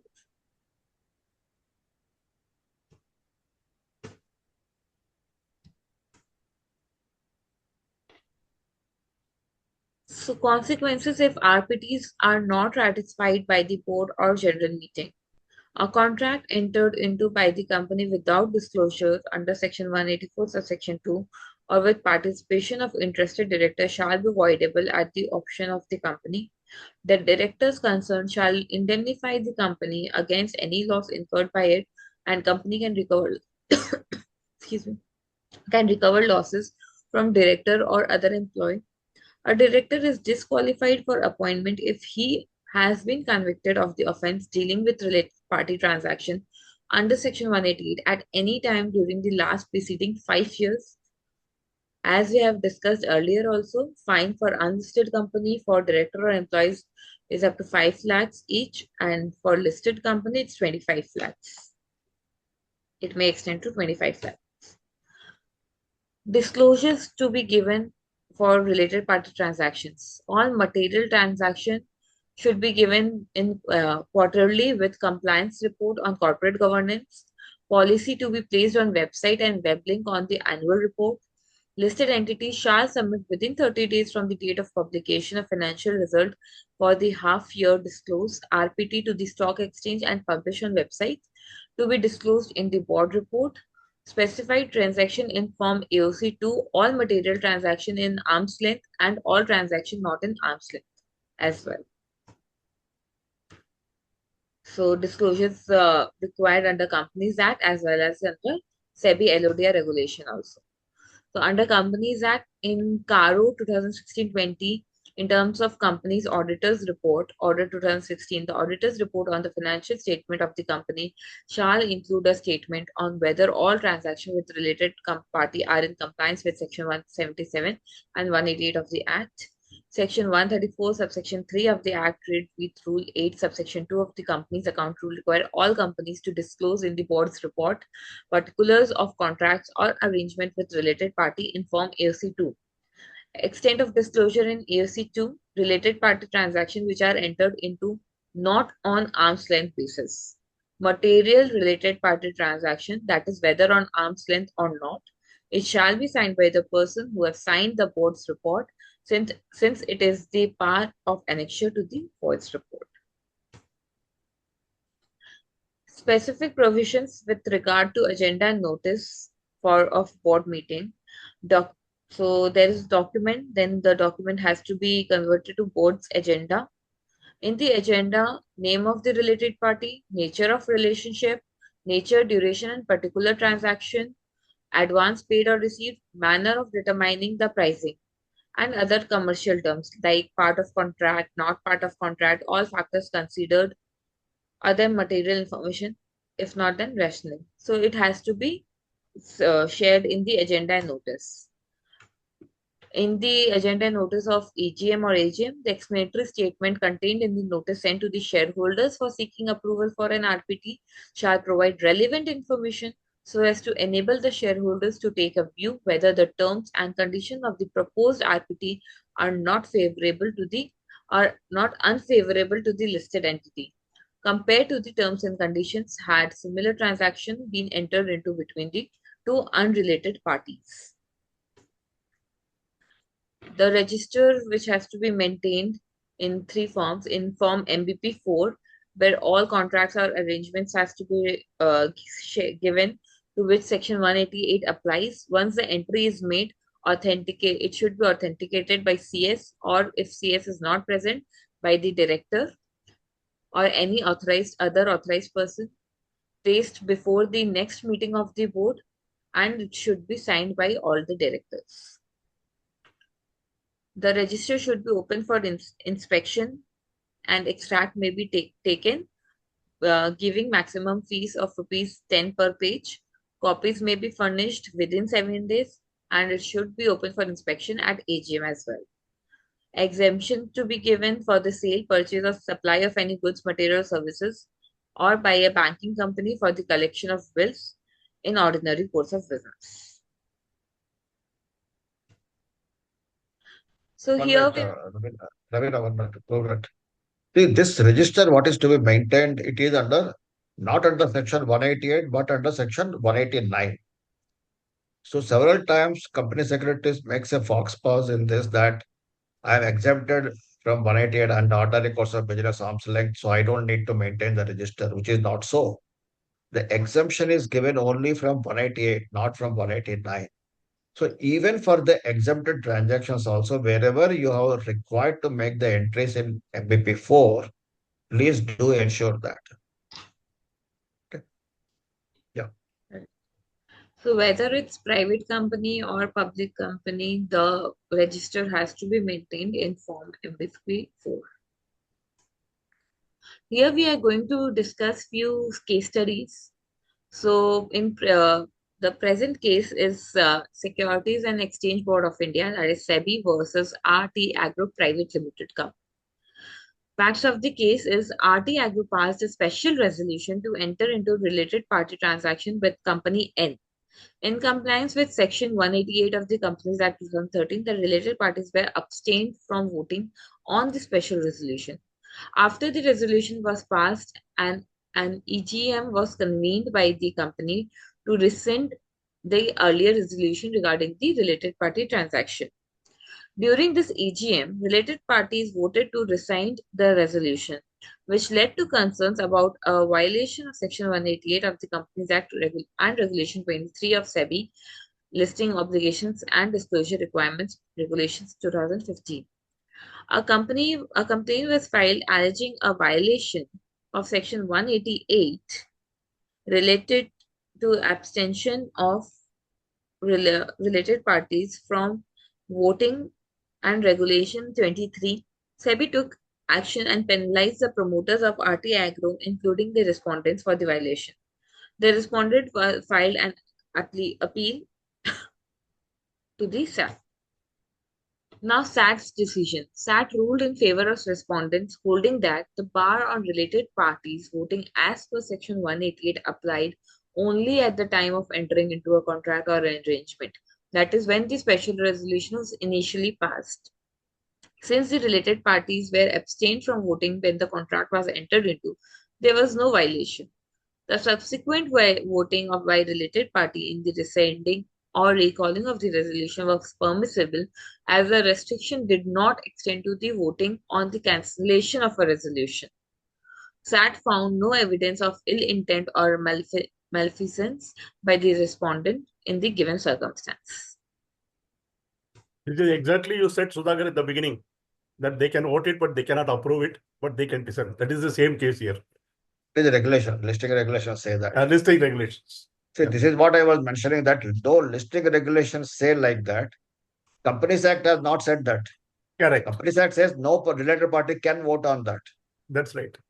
So that's what I said. Listed companies have to comply with both Companies Act and listing regulations.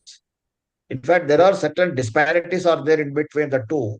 At one point of time, when one of the SEBI officials was there, I did mention about this. Why not to bring the parity between the two? He says, no, listed companies need to be regulated with a higher pedestal. So whatever the exemptions they are there, you avail that. Whatever the exemptions we are given, you avail this. But if you see that means what? You cannot avail the exemptions because whatever they are given, you are not given. Whatever you are given, they are not given. That is the problem. Sudhakar, some more other long time. It's a history. You also may be knowing it. The harmonization between the two regulators is never there. Always we talk about the harmonization between the one regulator to the other regulator. Although in some places it is done, and many places it is not, still it continue to exist. There is one Actually, such see case. that if Bala, in fact, at one point of time, I think if I am not wrong, between 2019, 2020, listing regulations to some extent have been brought in parity with Companies Act provisions. But thereafter, again, 21 onwards, especially in case of RPT, Regulation 23 has amended so widely.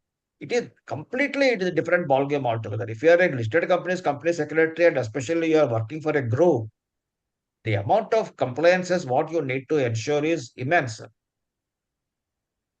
I agree. One of the disparity which listing regulation created in 2019, and then there was further amendment to it, was related to requirement of taking majority minority approval for royalty transaction, right?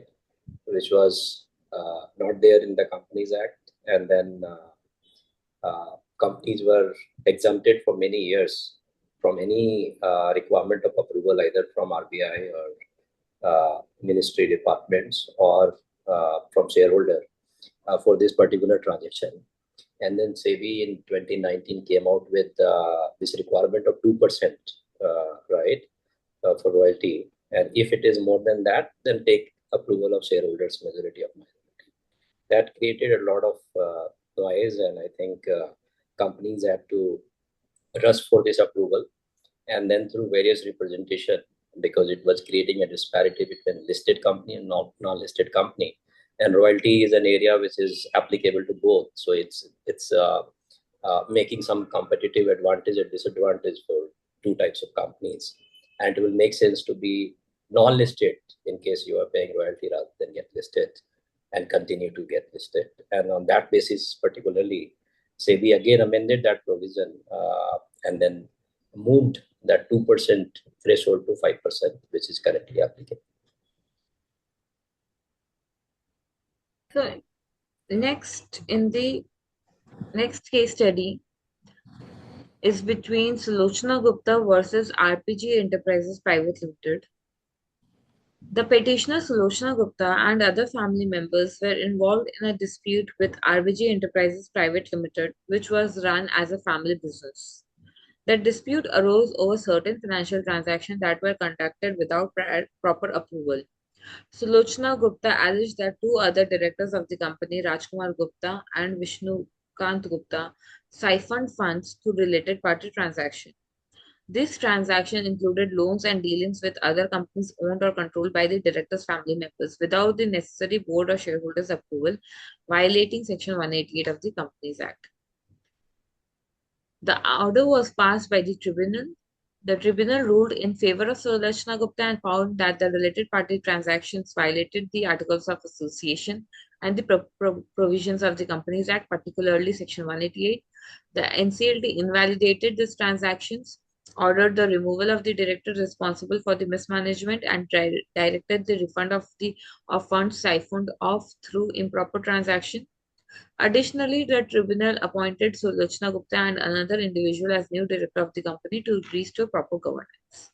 This is a simple case of companies which are here in India where brothers are directors, family members are directors, and such things happen in the day-to-day activity.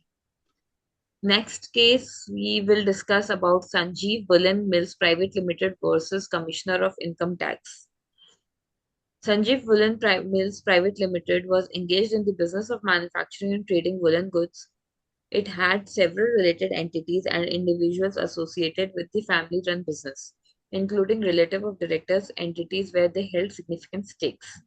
These related party transactions were executed without seeking the requisite approval from the board of directors or shareholders as mandated by the Section 188 of Companies Act 2013.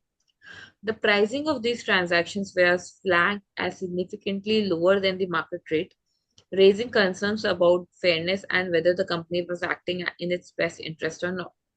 These transactions were not carried out on arm's length basis, meaning they were not conducted on terms similar to what an independent third party would have received in a comparable transaction.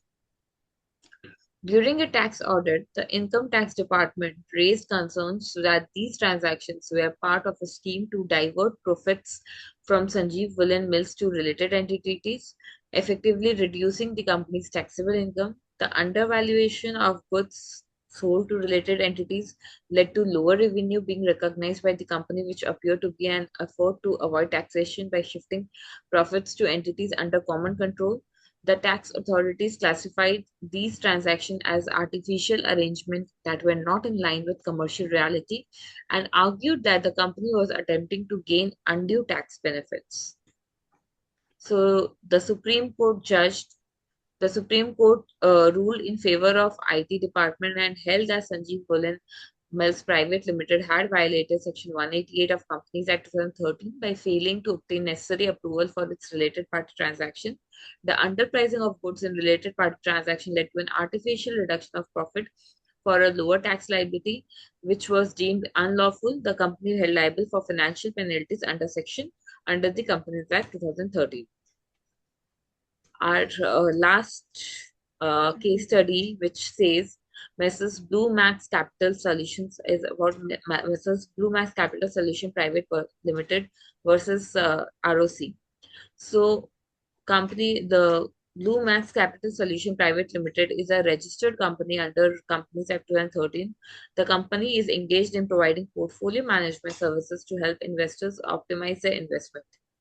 Non-disclosure of related party transaction. For 3 consecutive financial years, 15, 16, 16, 17, 17, 18, Blue Max Capital Solution Private Limited failed to disclose RPT in its Board of Directors report.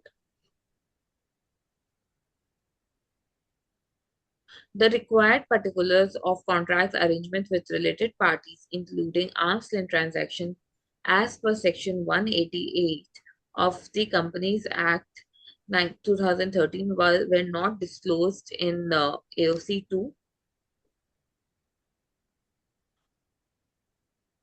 Was not disclosed. Was not disclosed in AOC 2 as mandated by the law, despite this transaction being mentioned under the other long-term liabilities in the notes to the balance sheet. The board report falsely claimed to no related transaction occurrence and omitted the mandatory disclosure in Form AOC 2. So ROC inspected, and in the inspection, it came the violation was detected by the ROC Chennai, the Register of Companies Chennai, during an inspection under Section 206, Subsection 5 of Companies Act 2013. The inspection revealed discrepancies between the board report, which claimed no RPT, and the notes to the balance sheet, which disclosed related party transaction under the head dues to directors and others. The failure to disclose related party transaction in the board's report and the omission of Form AC2 led to penalties being imposed. On 30th April 2024, the adjudication officer penalized the company and its director with a total fine of rupees 13.50 lakhs for non-compliances with the disclosure requirements. As we can see, for 3 consecutive years, company was penalized, director 1, 2, and 3 was penalized, and total penalty came to 13,50,000. Thank you. Thank you, Ravina. In fact, see that 1 minute, let us dwell upon the AOC2. Though for the last 10 years almost we are dealing with this topic, but still people put in WhatsApp groups, about the AOC2, seeking some kind of a clarification. See, AOC2 primarily there are two parts are there. You can say part A, part B, or section 1, section 2, whatever you may call it as. In the first, it says that the details of contracts or arrangements which are not on arm's length basis. That means wherever you are going for approval of the board of directors, you have to give all those transactions there. They are not in arm's length basis, so obviously you have to, under 188, you have to seek the board approval for that. You have to also make entry in the MBP4 register also. So first you have to give all those transactions there. Then part B or section 2, whatever you may call it as. There what it says is material contracts on an arm's length basis. So that means though those contracts are on arm's length basis, you have taken exemption. If it is in the ordinary course and arm's length, those are exempted transactions. So you are not going to the board, but still you have to give that in the AOC2.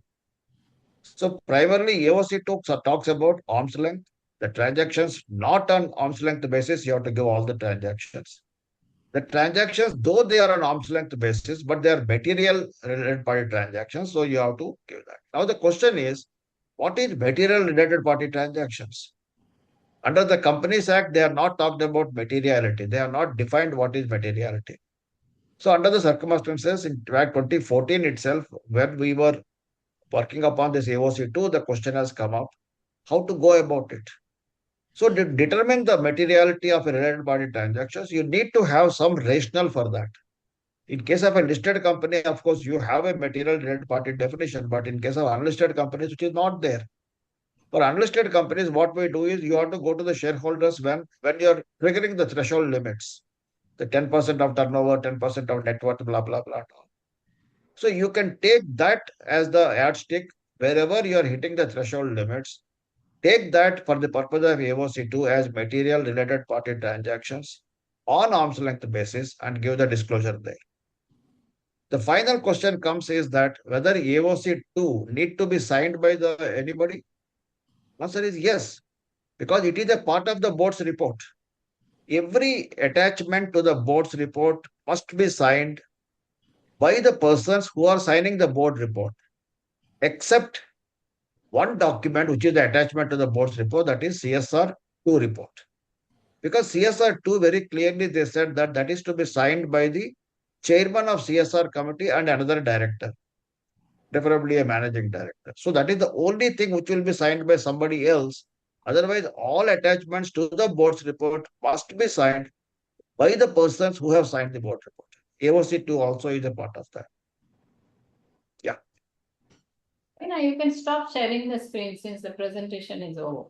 Sure. I think now we will take the questions, whatever is there. I'll start reading the question from the beginning. Yeah. Whether the transaction between the public company and the society having a common director is a RPT. But I don't know how the society can have the common director. Society will have only the board members. No? Yeah, but Director is applicable only to the company. right. What probably the query is that society is covered as a body corporate. And if in society, person is holding a capacity which is not as such director, but in other capacity, but it is again like key position, you are in the governing body, or you are, if it is trust, you are trustee.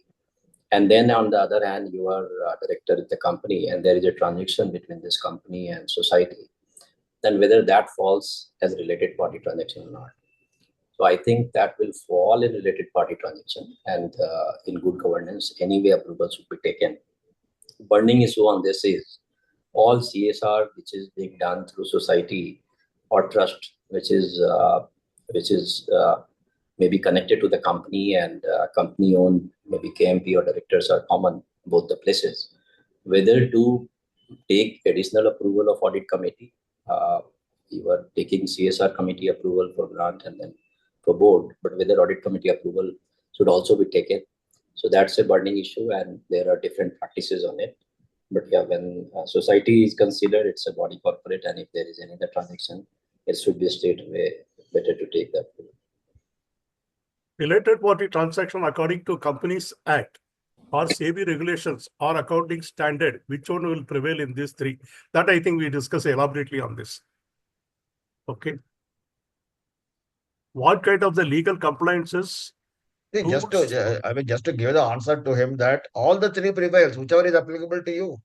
Yeah, if that is your what you company said is a listed elaborately. company, all three. If your company is not listed company, then Companies Act and the accounting standards, like that it is. Yeah. In the beginning only you gave elaborate things with all the three things when we were talking about the slide. Correct. The person may be telling if it is which one stringent, we always say that if there are two Companies Act and LODR, then which will. Of course, LODR is stringent, and like you said that even LODR is not, all three compliances we have to ensure. What kind of the legal compliances tools are currently being used by the companies to identify and capture the RBTs? So I think it depends on company. For companies like us, we are looking at digitization in big way in all areas of compliance and governance. I think digitization used to be a very distant topic for secretarial, maybe 5 years back or prior to COVID. But now you cannot live without IT and digitization in any area of corporate the way we are. So for particularly RPT, I think that list of related party, making it available to everyone all the time, is something which IT can help, digitization can help, because sharing on email, it get lost. You are receiving these days 200 mails on a daily basis, and any manual thing will not work. So it is better to digitize and keep it available to all the stakeholders who need to be aware and who are going to be eyes and ear and hands for compliance on related party. And second aspect is, once you have identified the related party, how you restrict the transaction. what digital tool can be implemented there. So there also, if you're using SAP, highlighting related parties, so that whenever it is coming for payment or coming for transaction, people who are approving it, they are able to see that it is a related party transaction and what kind of approval is there, whether the limit is there, limit is exhausted. So that can be second area where digitization can be attempted. And most important area where related party digitization is required is identification of related party. So you have 10,000 or odd vendors, right? And you are adding vendors on a daily basis, which all vendors are related party. So integrating that vendor addition in your system, there, this is very important that it is identified that this vendor is a related party or not. So that from the very beginning, you are not only having oversight on all the related party, but also you are in good control on what the transactions are happening and what compliances are there, whether there is any transaction which is moving without the approval of audit committee or other necessary approvals. So that's how I see. But yeah, this area is emerging and there is a lot of digitization which is available. How can we ensure that all the directors put together do not hold more than 20% of shareholding in a public company? Do we need to get the shares held by the directors in all public companies? Yeah, I think it would be 2%, and Percent. yeah, and and I think it is not difficult because directors are aware they are making true and fair disclosure. They know their obligation, liability, and accountability, and that's why they are holding such position. I have not faced anywhere any problem in getting this disclosure from director. Or cost sharing agreement between the holding and subsidiary for sharing the finance function and the LNC functions, corporate service functions, etc. is a RPT under the Act. Prima facie, my view would be yes, but of course, if it is only reimbursement of cost, as Ravina already has shared in her slide, so depends. But yes, normally this contract will be a related party transaction and requires approval. How can we expect relatives to give details of their shareholding to public companies? Again, I will go to the previous answer that I gave. I am not facing this issue, and if the company secretary is guiding the person who is required to make this disclosure, that what is the obligation under law, and if he misses, then what happens? And I will quote section 164, particularly G, where a director is disqualified from appointment in any other company also, in case there is adjudication of case on related party and there is a violation, right? So it's not just the tick box. This transaction is very, very important to comply with. And it is director, not only the company, who is obliged to do the necessary compliances. And then on top of that, 167, where if any contract or arrangement is happening, you make disclosure, otherwise you are required to vacate the office. So I see that there is a lot of teeth already there in the Companies Act and has a good governance. I don't see that disclosure should be an issue if there is a proper guidance to directors. The list of transactions does not include granting of the loan. Are they not covered? I think when we talked about that list of 6 transactions under section 188, I think he is referring that. I think Sudhakar has actually touched upon section 188 and section 177. I think this question is answered, I think so.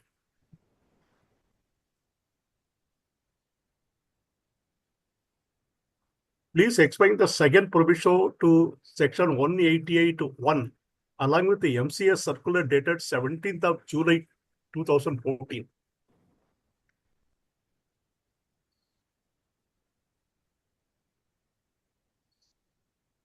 Sudhakar, I think that is voting and then private. Yeah. Second proviso is about the voting. This also I have already explained that. Yeah, you are given actually. Yeah, in case of, see that what it said is if the private company, if it is holding more than 90% of the shareholders or related parties, then they can vote thereat. Otherwise, related parties, they are not supposed to vote on the related party transactions. A related party transaction and a transaction with the related party, one and the same thing. I think you explained it very well actually with the examples. What would be the position? These are all 2 or 3 directors, and one of the 2 directors are related parties. How do we actually pass the resolution? See, the best, you are not having a disinterested quorum. Wherever you don't have a disinterested quorum, you have 2 options. Number 1, create a disinterested quorum and then go ahead. Otherwise, refer the matter to the shareholders. Is the traveling reimbursement to the KMP related party transaction? It was covered by Ravina. Yeah. Please also mention the companies where there is no audit committee. I think you talked about that also. In case of the AGM, there was a ratification of the approval of increase of the remuneration of the managerial personnel. The said managerial personnel and his relatives voted in favor of the resolution. Whether these votes will be invalid or valid. I missed the questions. Sudhakar, if you got, maybe answer it. See, they have not used, if it is key managerial person, then they are related parties. Obviously, related parties cannot vote on on the related party transactions. But they have used the word managerial personnel. Managerial personnel, I presume that they are referring to section 196. So that is managing director, whole-time directors, even they are manager. So they are KMPs, they are related parties. So obviously, they cannot vote. But what question is, if they voted, whether the resolution is valid or not, if otherwise also. It is not valid because see that suppose say for example, as a scrutinizer, what happens is those votes you have to take it as invalid. Invalid, yes. Okay. And if that despite that, if the resolution is passed, it is fine. If the resolution, suppose special resolution, if it is not passed, then what will happen? The resolution will fail. Yeah. Yeah. I think there is a problem with the net connectivity of Mr. Bala. So we'll take next question. Please if audit committee we have covered, NRC has been specifically designated to decide, recommend the remuneration of KMP directors. So whether recommendation of audit committee is required for remuneration of CS KMP?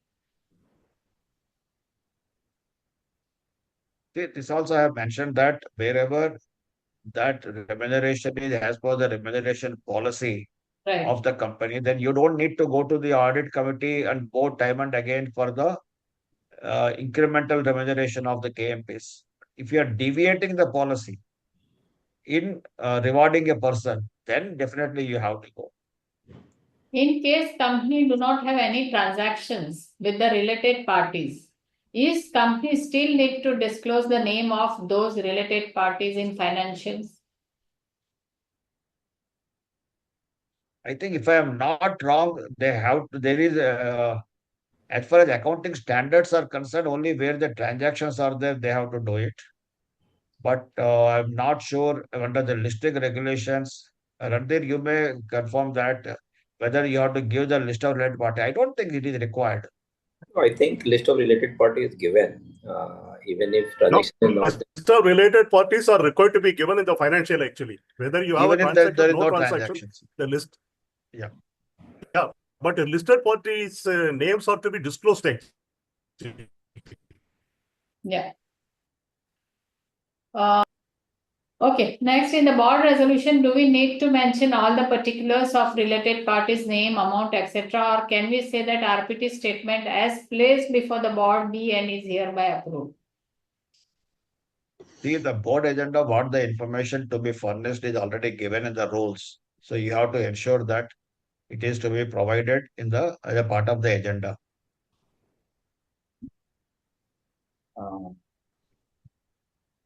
Exactly what type of related party transaction to be mentioned in the board report? Only if they are exceeding limits. Second, what RPT to be reported in board report passed on accounting standard 18?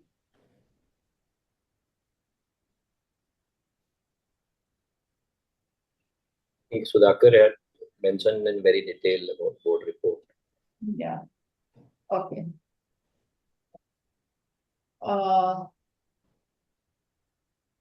Okay, If- then next is, if the if- transaction value exceed, the amount is already approved in the board, whether this can be ratified in the next board, request your guidance, please. If the transaction value exceed the amount already approved in the board, whether this can be ratified in the next board meeting. That is the question. As I told you that, Bala, this audit committee approvals are all prior approvals. Okay. Only thing is that some leeway has been given if it is not anticipated transaction, which is less than 1 crore rupees, that you can get it ratified. But again, I have confirmed that it should not be by default. Ratification should be by exception. In this, if the company is actually a real estate business, whether it will be ordinary course of purchase of the land.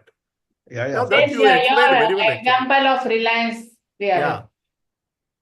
Which all should be the trigger points or checkpoints for giving the justification of the arm's length for the particular transaction? How can we justify the remuneration of CS, CFO, MD, independent director? Should we consider same size of the company with the same turnover or same profit, etc.? In fact, arm's length transaction justification, I think Sudhakar is very well explained, actually. Policy of the company is what matters in these cases. Yeah. See, what one has to see, first of all, the remuneration policy of the company. Okay. Because, say, for example, if you are having a company secretary, the profile is the same, the terms of reference are the same, unless until you are bringing a much senior person, to a large extent, it should be in parity with your remuneration policy. If there is a deviation, then we have to see that how the deviation has taken place and all. So arm's length is it is a judgmental issue. You have to see that every case to case basis only you can do it. There is no what's called standard yardstick for this. If a company sign as a MOU. while proposing, while prospective client consulted, would it be considered as a part of the ordinary course of business?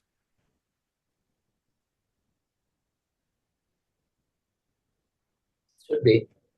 I don't see this in general course on a regular basis. Companies are signing MOU with clients and on RPT, maybe arm's length for one party. One. See, yeah. If a company signs MOU with a prospective client or consultant, would it be considered as part of the ordinary course of business? If that particular MOU is for transactions which are in the normal course of business, then it is, of course. But if it is for entirely a different transaction, so it depends upon the nature of the MOU. That MOU is for what purpose? You cannot simply put a question like this and then expecting an answer yes or no. It won't work like that. You have explained in great detail. Yes, I have explained that. In fact, when we say purchase of land for what, is it a related party transaction or not? Yeah, go ahead. On RPT, maybe the arm's length for one party to the transaction, but not for the other party. How to resolve this issue?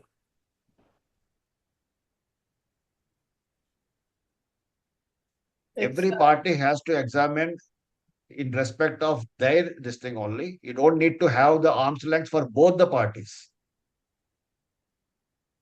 Can the audit committee take into account soft factors like replying the arm's length price or subjecting issues of the assurances of the timely delivery as per the track record, considering the recovery period? Acha, this also you elaborately discussed because you actually gave the example. Even the higher price can be contracted because you have a justification. It's quite subjective. Yeah. Either transfer pricing report would be for income tax sufficient to prove arm's length the transaction. To a large extent, yes. If a company has no RPT, no, not arm's length transaction. One minute. See, that transfer pricing thing is only for arm's length pricing. You can do it, but not for other terms and conditions. The income tax is actually concerned for the arm's length, the price only. Pricing, yes. Yeah. If a company has no RPT or is exempt as a government company under the SEBI LODR, is audit committee approval still required for paying the remuneration to the directors and the KMPs?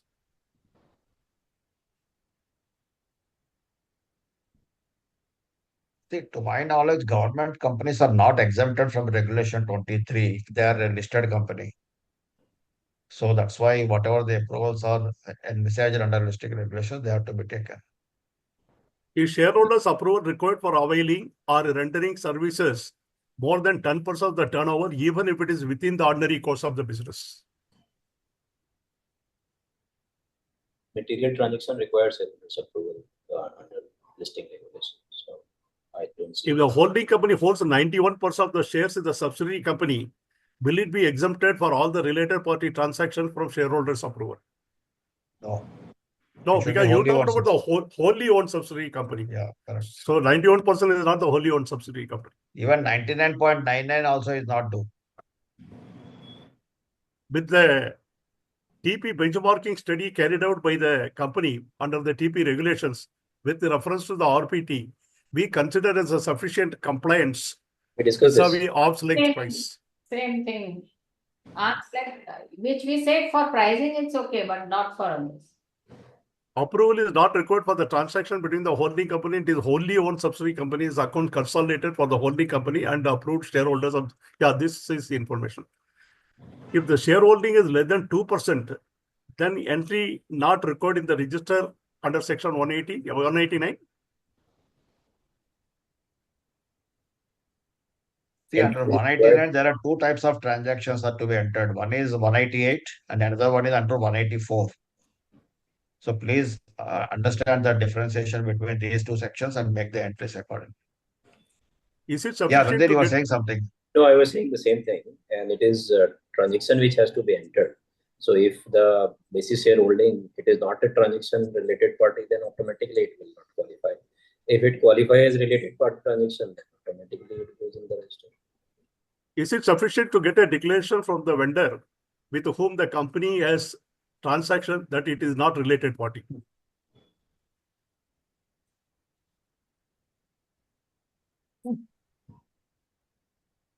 How can it be here? How can it be? Suppose if a vendor says, I am not related party to you, will you accept it?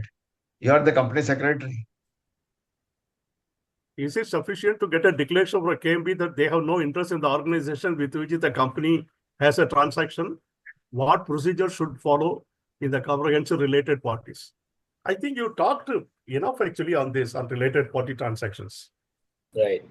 Because we cannot go by the declaration. You have to actually thoroughly exercise your due diligence and check. If I'm not wrong from this question, what can I understand is that if not necessarily all the related parties are to be interested in that particular transaction.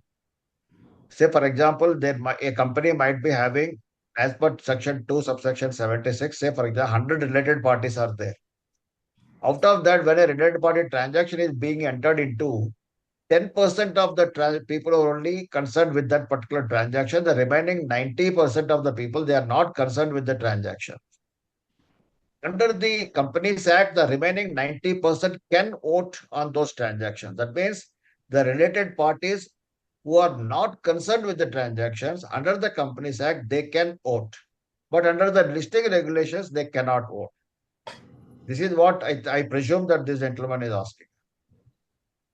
Yeah. In an unlisted company, how to pass a resolution of all the directors except the independent director related parties and total 7 and 5 related. I think you talked this also. Either you increase the disinterested quorum to the interested quorum to the disinterested quorum, or you have to refer to the shareholders. Okay. Many thanks for the excellent session. Any specific difference between the Companies Act and the Ind AS 24? There is a difference. Please read that, you will understand. Yeah. Related party itself is a lot difference. Yeah, in fact, you talked about it that definitions are different in all the three things in the SEBI LODR regulation and Companies Act as well as not only that, Companies Act, you have to comply with so many compliances are there. Ind AS 24 does not talk about audit company approval, board approval, shareholders approval. What they say is simply disclosures in the financial statements. That is the primary difference. Some person take a view in AOC 2 is what is that? Transaction. Is in the ordinary course and in the arm's length, then no disclosure is actually required. You read the AOC 2 AOC2, you will come to know clearly. AOC There 2 is no- you talked actually, you explained it actually on AOC 2. Yeah. Okay. If all the approvals are prior, then how does the ratification help and will avoid penalty under MCA as it will clear case of the non-compliances? No, you also It said is an no, exception provided. It is an Yeah. exception provided. Sometimes there is an urgency is there. You haven't got the approval, but you want to enter into the transaction. So a leeway has been given up to 1 crore rupees. If the company policy is 5% markup for cost plus entity, and as per the transfer pricing report, the arm's length the price is at 10%. In such case, amount recovered from the RPT as I% is considered as a ALP or not? The transfer pricing is only a guideline. It is not a yardstick as such. So you have to see that about the industry practice, your pricing policy, and all those things. You cannot say transfer pricing, markup, this, that, what not. That is not as such applicable. Transfer pricing is only a kind of a guiding factor. That's it. We have a lot of CA participants. That's why this kind of questions are coming. So just for information. Falling under the category of the related party under the Companies Act under See, SEBI. let me just say one more thing also, that whether any regulation, if some regulation says something and some regulation is not saying that thing, you are only taking a guidance from the other regulation. You don't need to strictly comply with that. That's what I'm trying to say here. Yes, Paul. Falling under the category of the related party under the Companies Act, SEBI regulations, accounting standard, then which one amongst the three will prevail overall? This I think you explained very well. Related parties list should be the same as the Companies Act, IT Act, and the SEBI. Why there is a difference? I don't think we can answer this question. Each regulation is different. We can miss. Yeah. Have you covered when the listed companies mapping RPT, will they map RP as an Index 24 for the unlisted companies to which only Companies Act 2 subsection 76 is applicable?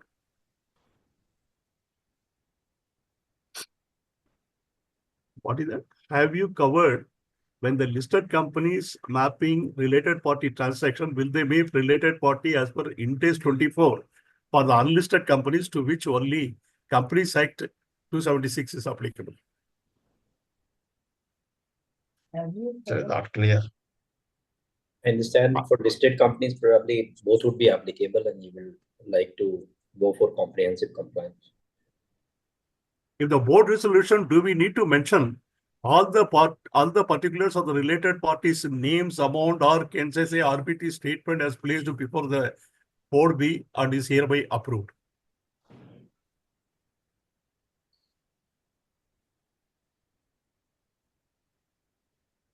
He would be interested in this resolution. MD, how can he vote? There is a conflict of interest, He cannot vote on that. If there are two directors are there and the disinterested quorum is not there, as I told, you have to refer the matter to the shareholders. And sometimes it may so happen in case of a private company, those two directors are the shareholders also, but still they can approve it. Okay.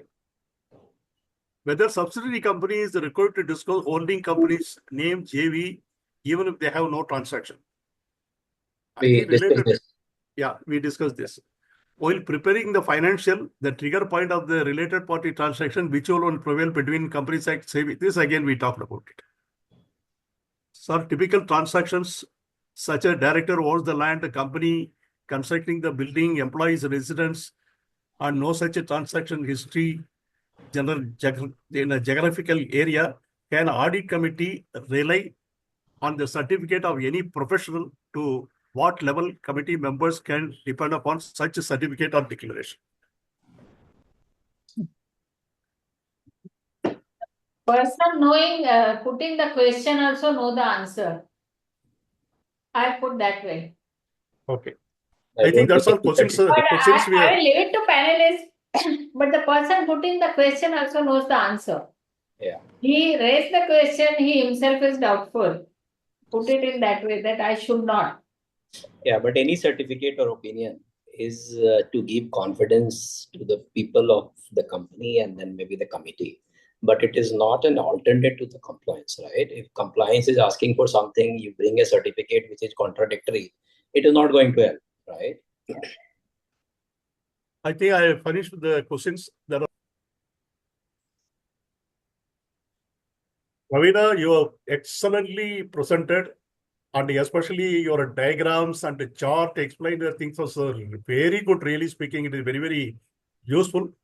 Thank You you, sir. elaborately talked about section 188, the various provisions, etc. and all things very nicely. Even case laws, what you have brought out was also very highly, useful to the people. I am personally much delighted to see the things they say will be with the other people as well.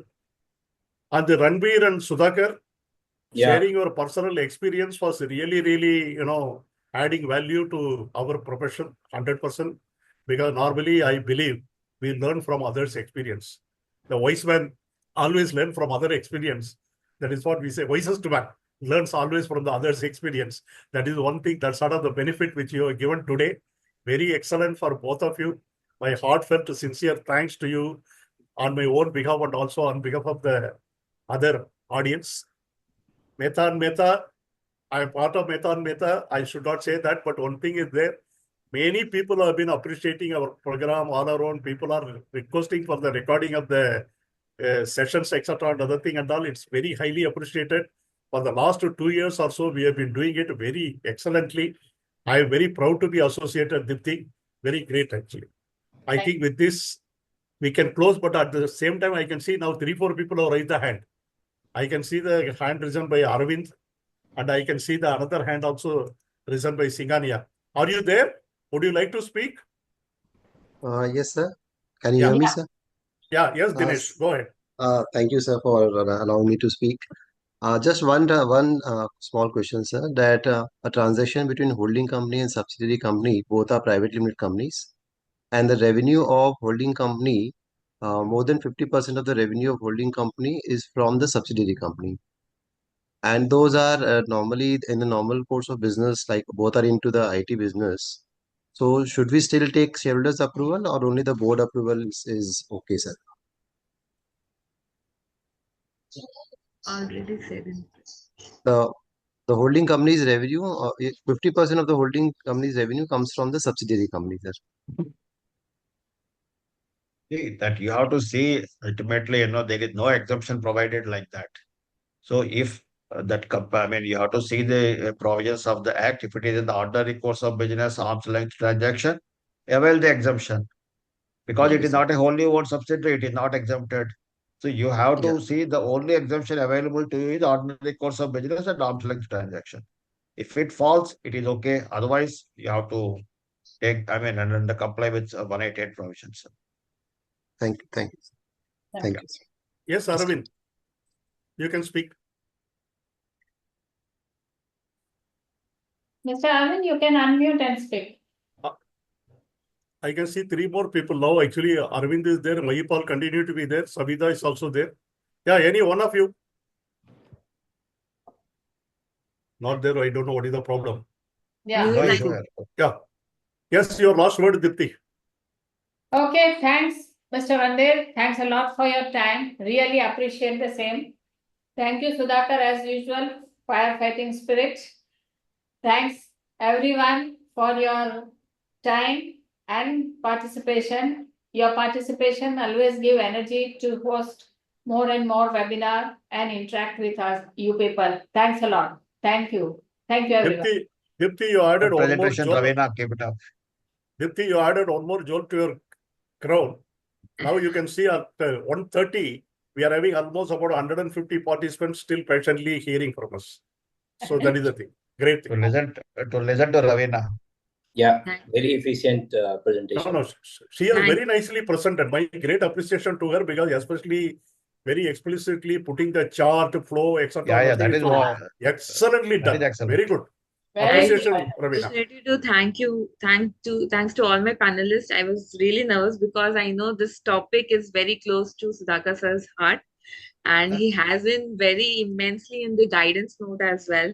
So I have read and reread all my subject matters so that I can present in a very simple and understandable method. And of course, when we have panelists like Bala sir, Sudhakar sir, and Dee sir, then of course we have got a lot of examples and relatable examples actually practically which we are facing, my clients are facing. So it was definitely a wonderful session. I have got clients from calls from my clients that आप लोग opinions तो webinar में share कर देते हो, मतलब half of the things is being explained in the webinar itself. So it makes a lot easier for us as the company secretaries of the companies to make our directors understand this all these concepts. So thank you so much, sir, ma'am, Dipti ma'am, for giving me an opportunity to sit here beside, in the. But one thing, Ravina, tell your clients, don't take this as an opinion.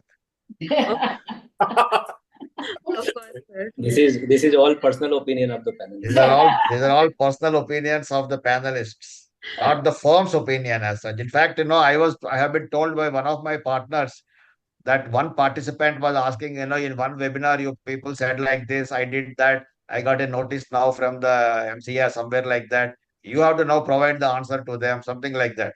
Mm. So just to clarify that, this is not an opinion. This is only the personal views of Views. this thing. Ultimately, to a large extent, this is what the thing is. But you have to examine every case Facts and separately. Yeah. Case to case basis, examination is to be done, opinion is to be given. That is there. That's, as you rightly said, correct. Okay. Thanks Thank a you. lot. Bye-bye. We close Bye, the Randeep. session with Thank you very this. much. Thank you, everyone. Bye. Good weekend to all of you. Yeah. God bless you all. Ravina, God bless you. Thank you so much. Thank you.